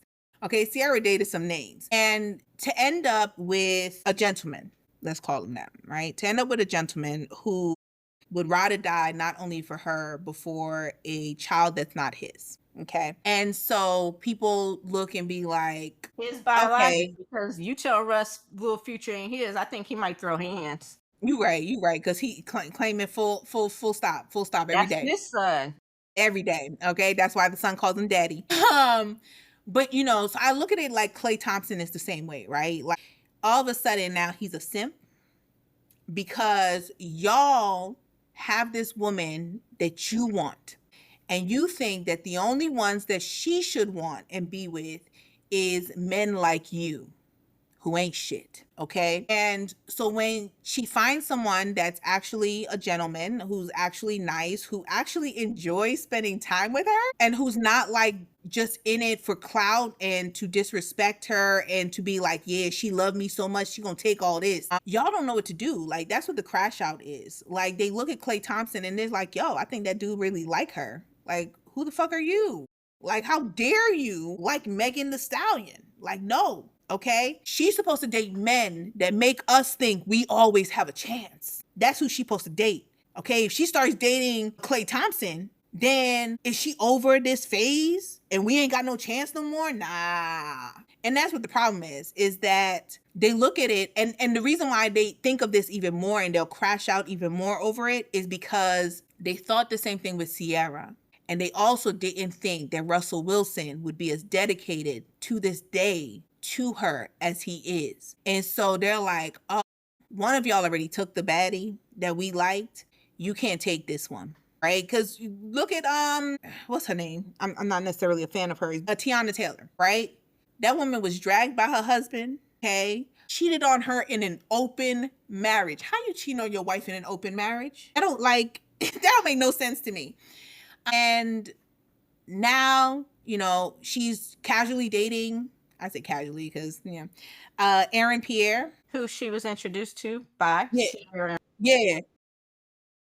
Yeah, and they're mad. They're mad because here's another baddie who was with I an love Tiana Taylor. Yeah, who was with an ain't shit man. I'm not a fan of hers because she's a supporter of Chris Brown. Who was with an eight? Yeah, they're friends. They've been tight for years. They made up? Oh, are they still on the outs? I thought they were still on the Oh, out. okay. Maybe I'll give her a chance now. She don't really care if I give her a chance anyway. I'm not on her radar. But she was with an ancient man who, made her look stupid to the public, right? Not saying she is stupid, that's not what I'm saying, but made her look stupid and pathetic to the public. And she goes from that to Aaron Pierre, who people are like, who women are like, just like, oh my God. I'm not a fan. I'm not a fan, but I don't drool over him the way other people do. But everybody got their own taste, right? And you have that, and I think that's what it is. I think it's the jealousy of they don't have a chance. Like they don't have a chance. At least with Taylor Swift. Taylor Swift has always dated like those types of men, right? So the men who look at Taylor Swift and who like her would look and be like, they don't have a problem with feeling like they don't have a chance with her because she's always dated the same type of men. Yeah, I mean, my analogy was just about how private they all those people have generally been about their relationships. So just to see them, opening up and putting it out there, like and like I say, I'm all for privacy, but I don't want to be made to feel like I'm your secret, if that makes sense. So I can post about us on social media, but I don't have to tell all the business. Does that make sense? Yes, but I don't fall for it though. Like I'm still I'm still in the group of when it comes to Taylor Swift and Travis Kelsey, I don't believe it and I don't think it's real. Uh, well, I don't I don't like and I think part of the reason why is because just me, opinions as always. I think her heart must have been broken into 1,000 pieces when her and Joe Alwyn broke up. Look at Travis Kelsey as an example of Taylor Swift shutting herself off from possibly being in that relationship again of because Travis Kelsey already was a name before he got with Taylor Swift. Okay. When you think about who Taylor Swift has dated, Joe Alwyn was the most private person she's ever dated. Kept to himself. When you think like who else was more private in Jake dating her? Gyllenhaal. Huh? Jake Gyllenhaal. She made a song about him. She made an album about him, but who hasn't she made a song about? Dear, at least she didn't. He didn't get a Dear John song like John Mayer though. You're right. You're right. But I would even say like I knew about Jake Gyllenhaal though. Like I knew. I'm not saying you don't know about them. I'm saying that they've never been public about the relationship to the fact where they posted on social media or would even like if you saw them out together in public places, it wasn't the hand holding. It was like oh, we're together, but let me walk 50 steps ahead of you, hoping that will derail the press when it doesn't, Like And now she's more of a I'm like holding on to like you. yeah, like famously private couple, Zendaya and Tom Holland. But when they're in public, you still know they're together, right? Yeah. They will talk about each other in terms of, okay, yes, that's my love. All right, moving on. You know what I'm saying? It's not that, oh, we've been together 50 years, but we're still gonna play coy and pretend, that type of thing. Like I said, I'm all for being private because I'm a private person, but I don't want to feel like I'm your secret. People can know we're together. We can take pictures together, whatever. But when we're in public, hold my fucking hand. Don't drop my hand and take off running because you see people taking pictures. Leonardo DiCaprio, not to name names. But so that's what I was getting at with the whole To name names. that's what I was getting at with the whole Megan Thee Stallion and Clay thing. It's just nice to see her in a relationship or in a place where she's comfortable feeling like she can post things. You know what I'm saying?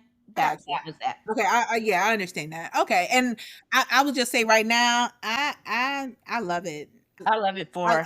I love her because I think I think she's great. I think that there have been multiple instances where the industry tried to destroy her, and she has come out stronger. So her being with Clay Thompson, which I'm familiar with him, but I don't watch sports like that. But I'm familiar with him, so I love that. Which team does he play for now? He plays for the Mavericks. He plays for the Mavericks.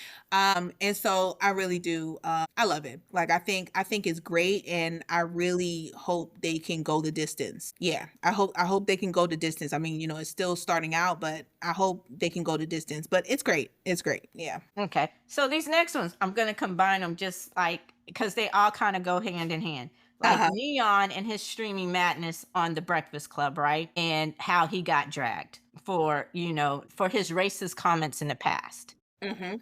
And then Morgan Wallen, how we know he's had his microaggressions and straight out racist comments because he straight out said the N word, refused to apologize, gave some half ass apology, then sorry, not sorry, whatever, right? So Drake comes um, out at his tour in Houston, walks him out at his tour in Houston.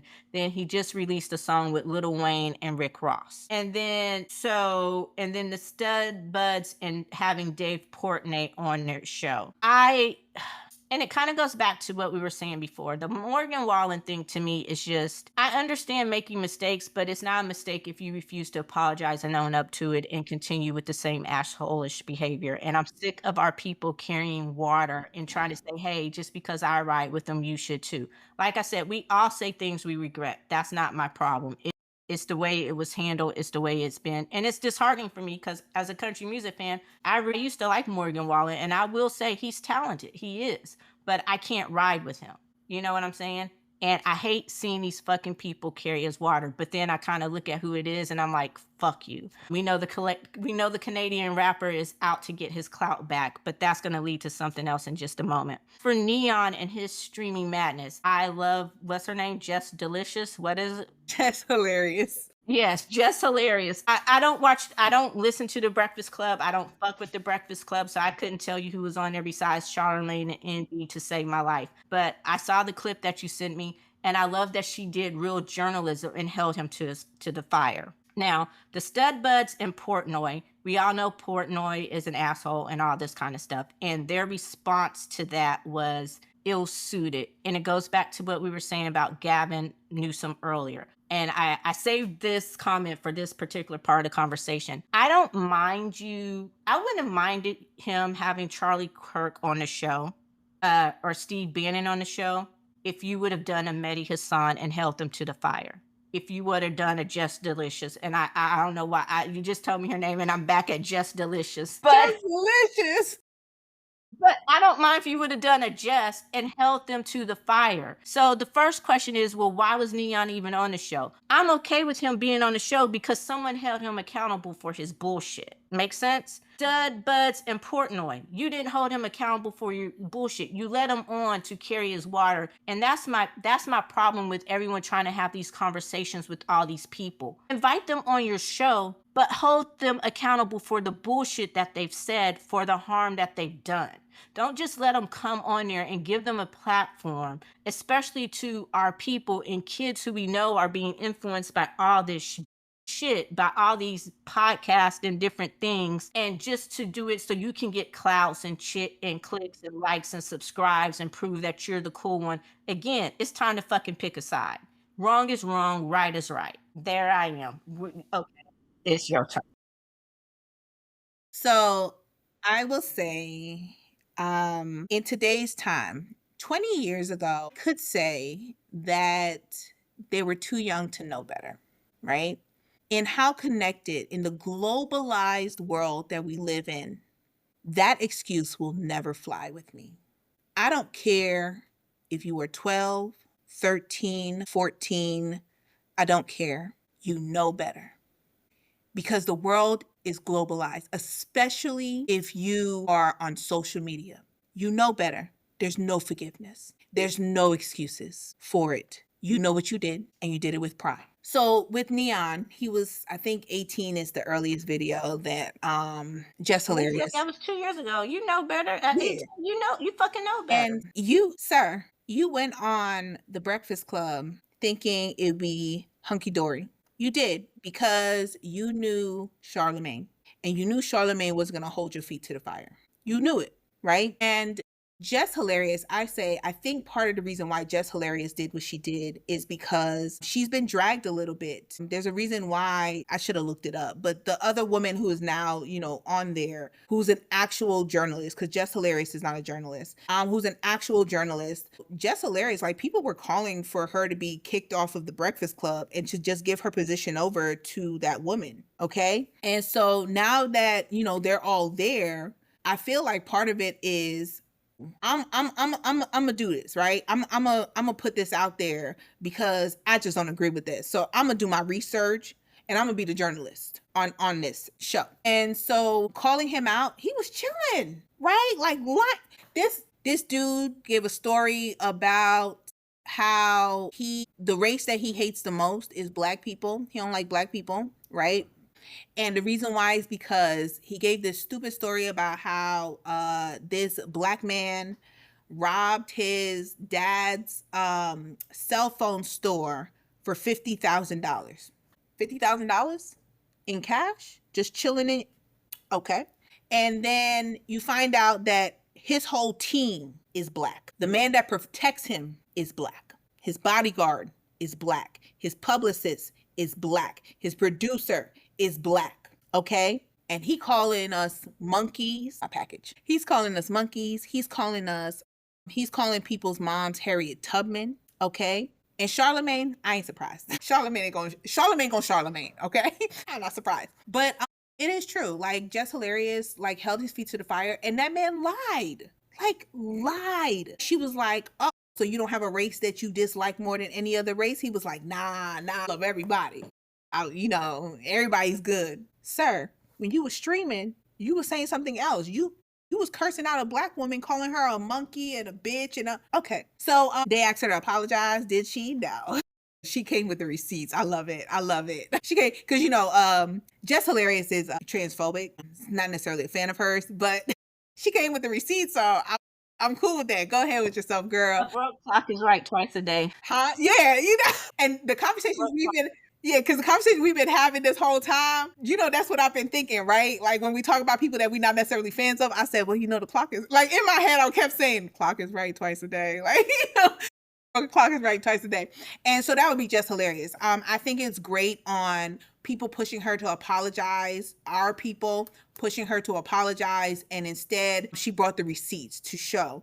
And she put his age for every single time. So they were like, oh, he was young. And she was like, he was 18, he was 19, he was 20. He just said this 6 months ago.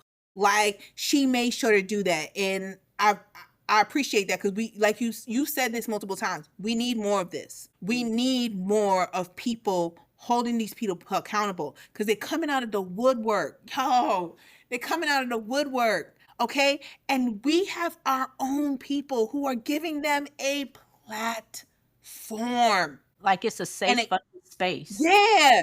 And it's what I said before. We are not exclusive. And that is part of the problem. Okay. We give people second, third, fourth, fifth, sixth chances. And all they got to do is one good thing. Right. And all of a sudden, everything else is forgiven. Morgan Wallen? That's just one good thing, though. He like I said, he never... The music. It's the music, right? Because the music, the trap, because what is it, like country trap music or something like that? That's kind of like on the lines of what he's doing. The music that he's putting out, black people were liking it before he came out with his racist rant. They were liking it before he came out with his racist rant. Okay? He came out with his racist rant. And it's kind of like the same people who will still give attention to R. Kelly and to Chris Brown, right? And to Diddy. And what is their excuse? You got to separate the art from the artist. Okay? And so with that, there's still people talking about how amazing of an artist Chris Brown is and how he's such an amazing performer, and they're going to his concerts by the hundreds, right? And I'm like, I don't care, because I just heard the commentary to remind me of what that man did to Rihanna, and I could fucking care less if Rihanna forgave him. Never. will you see me support that man. Ever. He can't get a dime, a penny out of me. Okay. And so it's the same thing. They're like, separate the artist from the art, right? And you say that, and because I was one, like I said earlier, I have no problems. I liked Morgan Wallen. I think as an artist, he is talented, but I cannot excuse. I think sometimes it's like that abusive relationship where they just come back and they do something nice and they never fully apologize, or they give you some half-ass apology, then come out and make some good music, or he served his penance of semi cancellation or whatever, but I can't do it. And again, I will be honest, full disclosure, because, listening to the music that came out this week for new this week on the radio, dropping tomorrow, I listened to the Morgan Wallen song, and it's not on the playlist, so I couldn't do it, but I wanted to hear the song. And to hear Lil Wayne just sitting up in there dropping the N word just so casually, like and that's part of the problem we have with other people using the word so casually. Whether you let your friends do it or not, that's a whole different conversation for a whole different show. But that was truly disheartening, especially considering what he has done or what this man did. Mm. The Canadian rapper walking him out, not surprised about that. Chris Brown has a song featuring one of my favorite artists. It also is new. I just let the playlist play, see what I'm going to source for the thing. But as soon as I saw Chris Brown, I knew it wasn't going to go on the list. But one of my favorite artists, he has a song with Bryson Tiller. It breaks my heart because I love Bryson Tiller. I'm not saying I'm canceling Bryson Tiller. I'm not saying I'm good on Bryson Tiller, because there's still people who work with them that I, for the most part, some of them respect. The three that were rocking with Wallen are not on that list at all.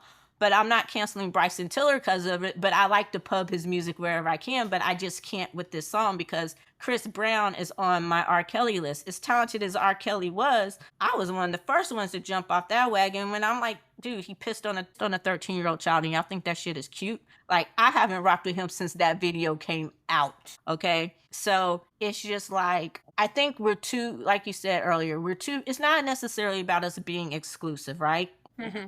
But I think sometimes we're too fucking forgiving and we don't hold people accountable. And some of us get into these spaces where we don't, Laverne Cox, not to name names, we don't take our responsibility to our community seriously enough. If I'm going to have Portnoy on my show, which, hey, if he ever wanted to come on our little show, I wouldn't dispute it, but I'd let him know straight up. This is not somewhere where you're going to come and get your ass kissed. You might want to listen to a couple of the shows and see how we roll, because I am going to ask you about your Angel Reese. Yeah. I am going to ask you why, as a grown ass 50-year-old man, you're hating on a 23-year-old girl. And she's a woman, but you get where I'm going with this. I am Yeah. going to ask you about your statements, your support of Trump, this, that, and the other, because I feel like now, as inundated as we are with the whole tabloid clickbait shit, sometimes the podcasters, that's where you're going to get your media, your journalism, your news from. So in some cases with Gavin Newsom, as a fucking politician, you knew you had a responsibility to do better by having those people on your show. It's not that you had them on your show, it's that you had them on your show to carry their fucking water. I hope, let me not say think, I hope Gavin Newsom kind of realized his mistake. They learned his And fucking lesson. yeah, inviting those incels to his show, and the pushback that he got from his supporters, because Gavin Newsom is setting up for a presidential run. We all know it. He's setting up to run for president, okay? And you got to build up the momentum, right? On what type of person are you, and for the support that you want. And so I think the reason why he invited those people on is because he is from California. And at the end of the day, people have done a very good job of villainizing California. And California has now started to really push back. And I enjoy watching it on the pushback, that they're having. Like, California is like the Harvard of the states, right? At this point, right? On how they're pushing back. And I love it. And I think that before that, he was going off of this idea of middle of the road, right? Kind of the David Hogg thing. You got to cater to the white men and get them back. And we're like, they're never coming back. So y'all need to cater to everybody else, especially work on catering to, if there is a demographic that y'all need to work on getting to your side, it would be white women. Suburban white women. Yeah, it would be suburban white women more than white men. I think they need to be ignored and they need to be shifted to the side, and the focus needs to be on suburban white women. Not saying that you don't want their vote, but if you get the suburban white women, You're golden. it's a wrap. Like, it's a wrap for the other side, right? And so I also say that when it comes to like all of these artists, these are the same artists who were against Harris when she ran, Mhm, right? Who did not openly support her or who openly went against her, mhm. in what they were saying, what they were telling their fans. So I'm not surprised about this, right? And it's the same thing as what I said with Laverne Cox. You said it. You are destroying the community for a bag. And you didn't learn with Chrisette Michelle. That's not the way to go. You didn't learn with Snoop Dogg. He's still being dragged for performing. Or Nelly. Don't nobody fucking care about Soldier Boy. Or Nelly, right? Who is still trying to defend himself over what he did, right? For a bag. A bag, right? And all of these artists, these athletes who have fallen in line, and what is the excuse they always use on the reason why? Respect for the office, right? And with, these kinds of artists, I The really office think don't fucking respect you and shows that every day, sorry. exactly. No, no, no, you're right. Like the Morgan Wallen. Look, real quick, I had a situation, not, I've told you about it, and someone that I was cool with, and this person said the N-word one time too many. It don't matter if it's with the hard ER or the A. It don't matter. You said it to me in conversation, not directly towards me, like you're not saying, but in conversation, you let that drop. And every single time that I hear one of them say that word, I don't care if you're Asian, Hispanic, European, Middle Eastern, and you say that word, that lets me know you say it behind closed doors. And that lets me know, if you haven't already, you one step closer to saying it with the hard ER. That also lets me know that if I do the wrong thing just once, you're going to refer to me as that word. May not be to my face, but I'm going to be referred to. All I got to do is get out of line one time.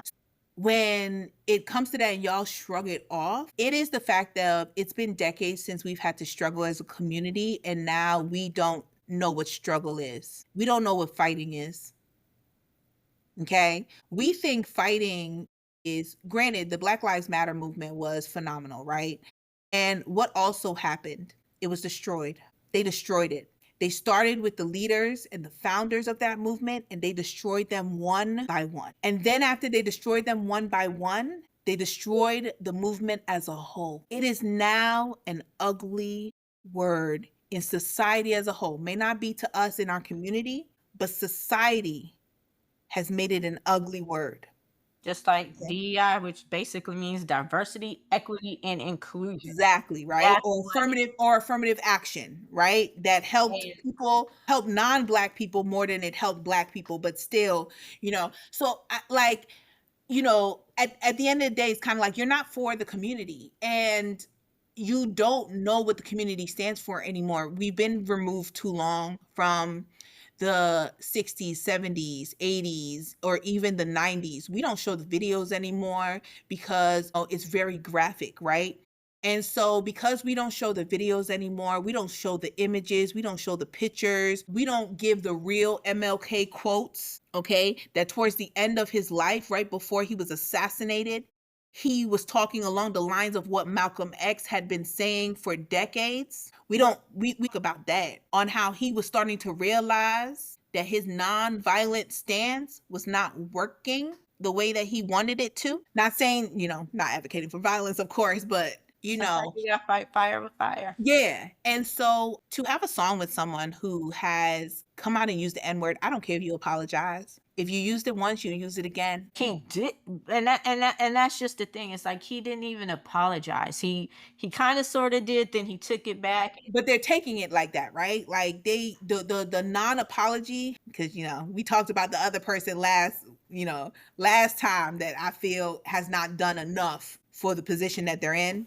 Morgan Wallen is like that. Like, like he gave a non-apology and they accept the non-apology. So every single time that you bring up the fact that this man was throwing out the N-word, like it was part of his everyday vocabulary, they're gonna be like, come on, y'all can't let that go. He apologized. And when we say he didn't really apologize, an apology is an apology. So as long as they call it an apology, you can't tell them that he didn't apologize for using the N-word, which gives them an excuse to work with him. And the reason why they want to work with him is because he's big right now. Okay? They want that bag that goes along with him. Well, the Canadian rapper, it kind of goes back to we hit on it a little bit, and it takes us to almost the thing where, okay, so when he was in Europe, they were like, or London, they were like, don't use us to create your beef, which is semi sort of started. And then one of the people in London said, no, don't come here to try to get your bag up. So it just kind of reminded me of the song Not Like Us, when it said he goes to Atlanta when he needs that check. So now it seems like he is the spaghetti on the wall, trying to go to see what sticks, what's going to get him back. He had a new song this week, also not on the list. And my thing with him is not that didn't start with Kendrick. I had been off of him for a while because all his music started to sound the same. It's like when he switched from knowing who he was, when he went from being the wheelchair Jimmy of rap, the sing song rap thing, it worked for him. When he wanted to go hardcore. When he tried to go hard, it doesn't work for him. And it all starts to sound the same. Like you're just listening to the same Drake song. And he got into that whole, I won't say incel, but he got into that whole misogynoir space, and that just wasn't it. So someone said it best, because you talked about the beef between Lucas Joyner and one of the rappers who went at him, right? Lucas. I couldn't remember his first name. So, and we kind of talked about it last week a little bit, like our parents. You feel like the olds when you were like, I'm all about that bitches ain't shit but hoes and tricks, the old Snoop Dogg. Like, I grew up on drug dealer music, right? And so this shit that they're making, Young Boy and all that, that's drug user music. And because of what they've done to the Department of Education, these motherfuckers you said literally from what type of music? Drug dealer. You don't get we're listening. user music, right? And the number one rule of dealing is you don't get high off your own supply. So we need to make that the headline. And so, fuck it.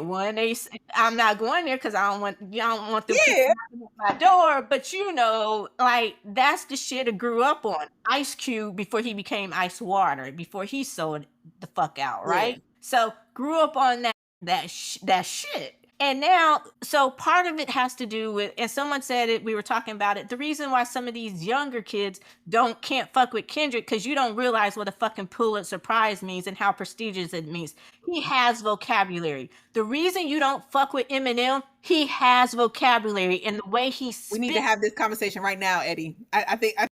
And even Snoop, they had the vocabulary. They knew that you had to read the dictionary to find the words that rhymes. The reason why y'all think the Clips is shit, because Pusha got that vocabulary. Malice got that vocabulary. You can't follow along with that.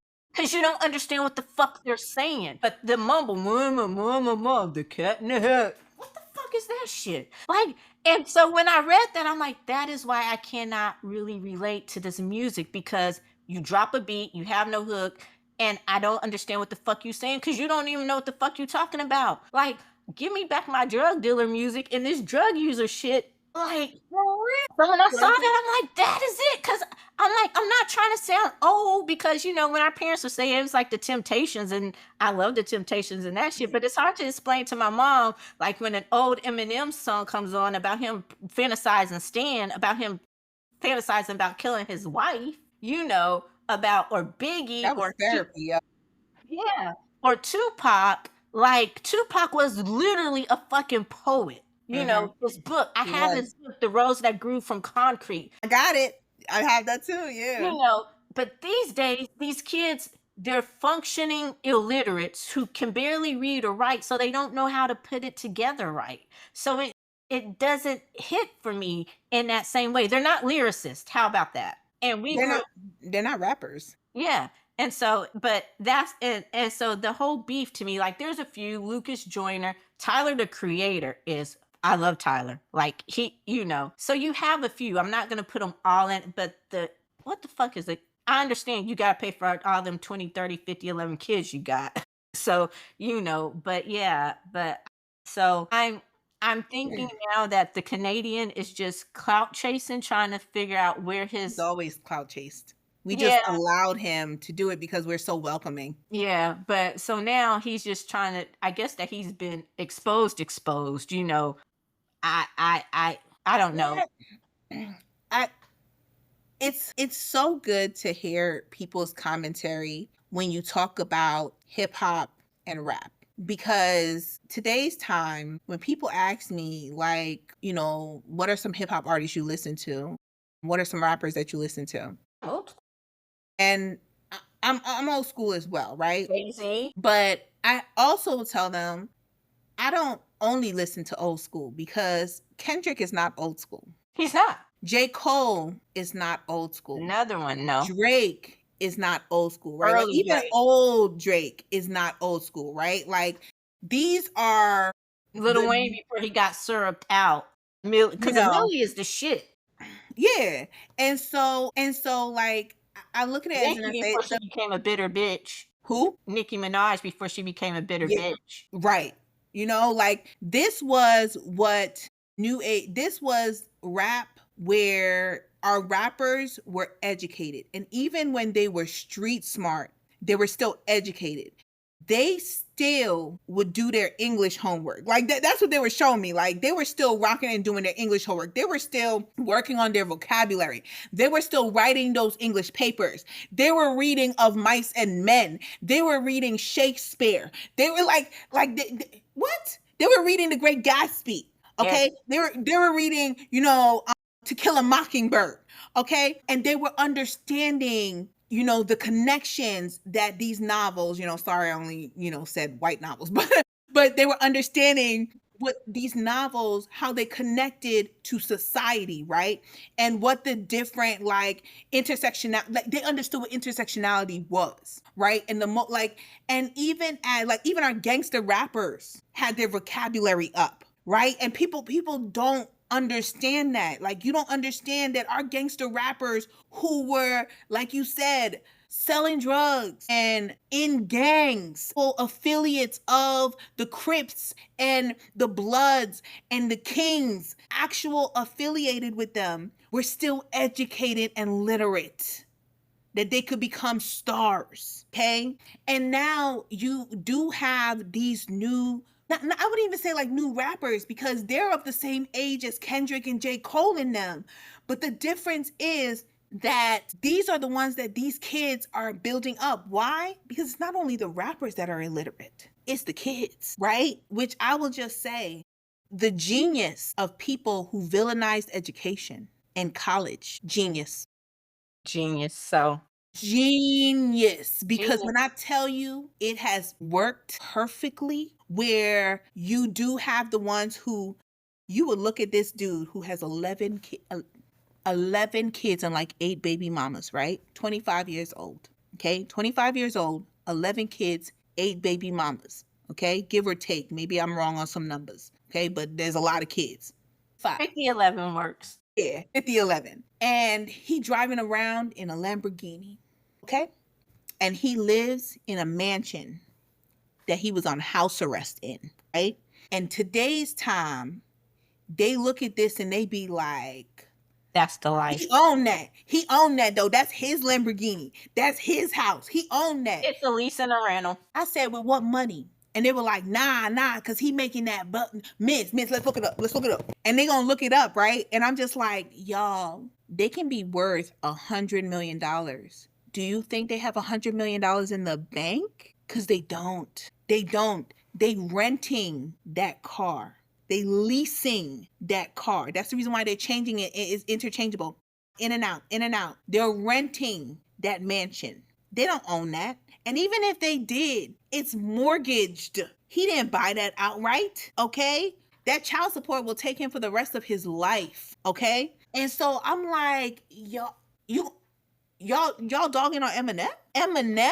They don't You know. know what's so sad on the fact that we so welcoming, A white dude is one of the greatest rappers of our time. A white man, one of the greatest rappers of our time. Grew up in 8 Mile, Detroit. Yes. And y'all got all these black rappers who can't hold a line to a white dude who's in his 50s. Thank you, because Like, he's like 52.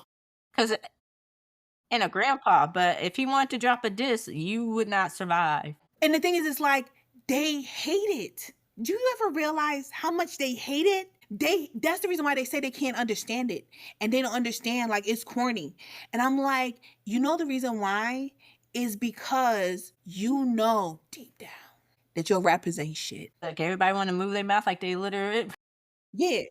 Like, some of these rappers that we grew up with could pick up the phone and make one phone call and your rapper would be done. Yeah. Because of the connections. Like, it's illiterate, like vocabulary, like Pulitzer Prize, poets. Like, I be looking like, you know what you gotta do to get a Pulitzer? I tried to explain, one kid told me he wanna be a rapper, I said, "Then you need to pass English, you need to start reading the dictionary, you need to pay attention to the word of the day, whatever." Just literally read the Why dictionary. why would I do that? I'm like, "Okay, you know what? I can't help you with that." Because But a lot of them are becoming famous without having actually really talent, right? Like, look that at all the TikTok shit, artists. that Yeah, like, look at all the social artists, like, media famous. yeah, social media has completely destroyed the artistry, right? Somebody has talked about that on a TikTok video that I was watching, that social media has completely destroyed them wanting to be better, right? Like, even, this woman was talking about Haley Williams, right, from Paramore. And they were talking about, Amazing vocalist. yes, and they were talking about how part of the reason why Haley Williams is such an amazing vocalist is because she's like a Paige Beckers, right?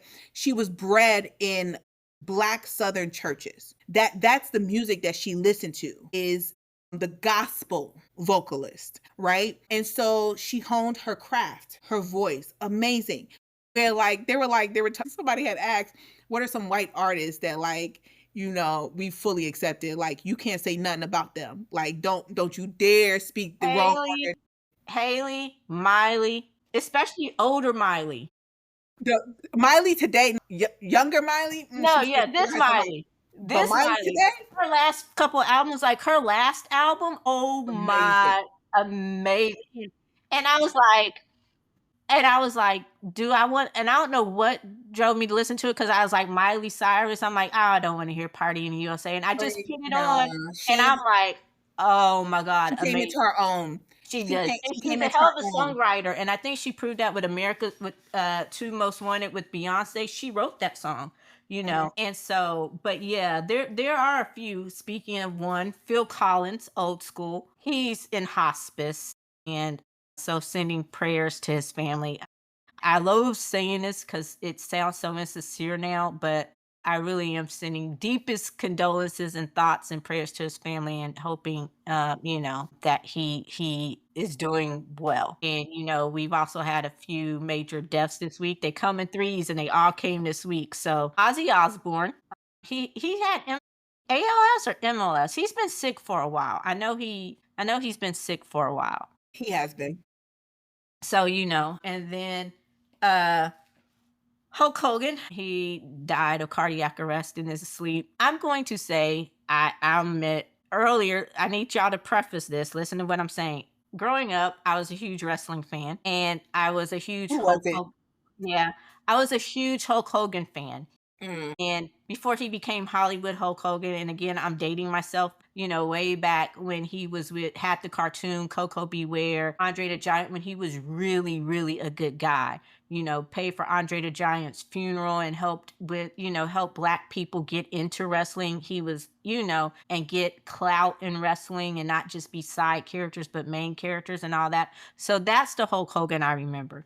So the Hulk Hogan that I guess we all kind of got exposed to when his daughter was dating a black dude, and he just comes out talking when he was dropping N bombs, like, I remember when he came back as Hollywood Hulk Hogan, and he was the quote unquote bad guy, but that was wrestling, just figured.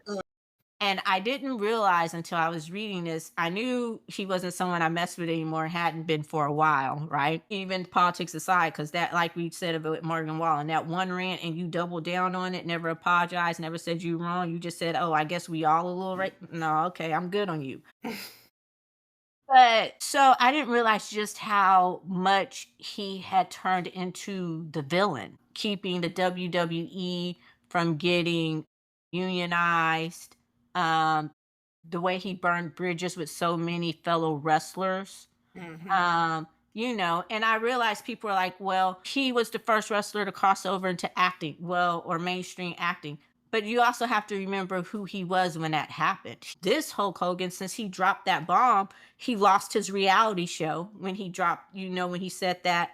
He you can appreciate, and I guess that's where I appreciate what he did before, but his legacy was forever tarnished from when was it when they said that 2015 on or whatever. Does that make sense? And Yeah. then all the stuff we learned about what he did behind the scenes, that just further tarnishes the legacy. So my mom came up with something, because I'm not I let me put it this way, I'm not celebrating his death, but I'm not mourning it either. Does that make sense? Because I try to stay away from things that are going to permanently and irrevocably fuck up my karma. All right. Life is hard enough as it is. So Yes. I try to stay away from those karma killers. But my mom, she came up with something more sincere than thoughts and prayers. All she said was, I just hope he made peace with his Lord. I'm like, that's a good one, Mom. Like, I like that, because I would agree. I think that it's sad. I think, like, Phil Collins is sad that he's in hospice, and Ozzy Osbourne was sad. I remember the Osbourne show, getting to know who he was. I always thought he was weird, but His still, wife is a raving lunatic, but yeah, but he was still, he was an icon, yeah, he was still an icon, and, so it's so sad, and with Hulk Hogan, because I remember Hulk Hogan before, he became the villain, and in real liked life. him. I really did like him. Now, Stone Cold Steve Austin was my wrestler, Yes. and The Stone Undertaker. Cold. Stone Cold and The Undertaker, those were mine. Love me some Stone Cold. Yes, and so, but I remember Hulk Hogan, so I will say, while I'm not necessarily grieving, it It's like breaks my heart for his family, for the people who loved him to lose him. That's the sadness. The people who loved him to lose lost. him. And that's ultimately the sadness. Yeah. Because no matter how we feel, he was someone to somebody else. That he Yeah. was loved by those people. Everyone's talking about, ooh, when that big one is announced. But and so, and that's just where I'm at. Like, the childhood me reconciled that he was no longer that man a long, long time ago, but it still just kind of, tugs at that little kid in you that was like, Yeah. okay. And I just hate seeing the legacy ruined by so much of, and it wasn't cosplaying like it is for some of these people, which makes it so much worse. That was who he Of was, course. though. I guess he owned Woo. that. And then the big one, the one that really got the childhood in me, the one that just broke me into a million pieces this week. Uh, a big rest in peace, rest in power to the one, the only, the original Gordon Gartrell, Theo Huxtable, Malcolm-Jamal Warner, AJ from The Resident. Like, that took me out. Mhm. You were the first one to send me, and I'm like, there's no way this is a hoax. And then just as soon Yeah. I looked it up, and then it just started flooding the timeline and the feeds Nine. and all these alerts. And the one thing I need people to stop doing is saying you need to learn how to swim. When the ocean current comes for you, it comes, and sometimes if you get taken under. That's people who don't know how to swim who would say that kind of statement. I don't, or who has only swam, or who has only really, done any kind of, like, movements in pools, Yeah, right? Because even if you go, like, like, there are water parks, they always have it now. The wave, right? And the closer you get to where the wave is coming out, the harder it is to really, like, hold on and stay in a position. You're gonna get pushed out, right? yeah. And yeah, so people who are saying need to learn how to swim. For the current to take him out, that means he had to be of a distance that he knew how to swim. That doesn't mean But yeah, we talked about it a while back, just seeing all those old Cosby Show clips. And we talked about how, like, I'm on this kick where I told you I'm watching old shows now, just going back, currently in The Walking Dead or whatever. But a few weeks ago, we talked about how sad it is to not be able to go back and watch The Cosby Show, how it just hits differently now. And I realized watching it, and part of the reason some of the stations that still carry it is because the actors get paid residuals from it. It's not just Cosby, even though he owns the show, created the show, directed the show, what produced or whatever. But a lot of it has just been so tarnished because of his, his history, which we don't have to rehash. It was nice to know that Malcolm he was one of those child actors who made it into adulthood and had a successful adult acting career. He was a director, a producer, a musician. He was Malcolm and Eddie after the Cosby Show. The Resident, he did a great job as AJ on The Resident. Mhm. He was on this show that I watched. He just started on Missing 911 last year. Mhm. I didn't know he was on Suits. I guess he was on the final seasons of Suits. I didn't realize that he had been on Suits. You have to check that out. I actually believe it. I know And I so believe he just has a history. His library, his catalog of acting is probably more robust than we would realize. Had a young daughter, married, so that one. And all the clips of watching the Gordon Gartrell made me want to go back, but that was funny. Like, I love the Gordon Gartrell episode. Like, I think most people, the first one, the one where he got his ear pierced and he was trying not to show it, and Cockroach, his little sister, pierced the ear, having a best friend called Cockroach. And then when we finally saw Cockroach, it's like, ooh, Cockroach kind of fine. And then the one, I think one of my favorites, probably after the Gordon Gartrell, because that's just classic, is where he thought he didn't need money and they cleaned out his room. I remember that. Yes. Yeah. He was talking big game. Yeah.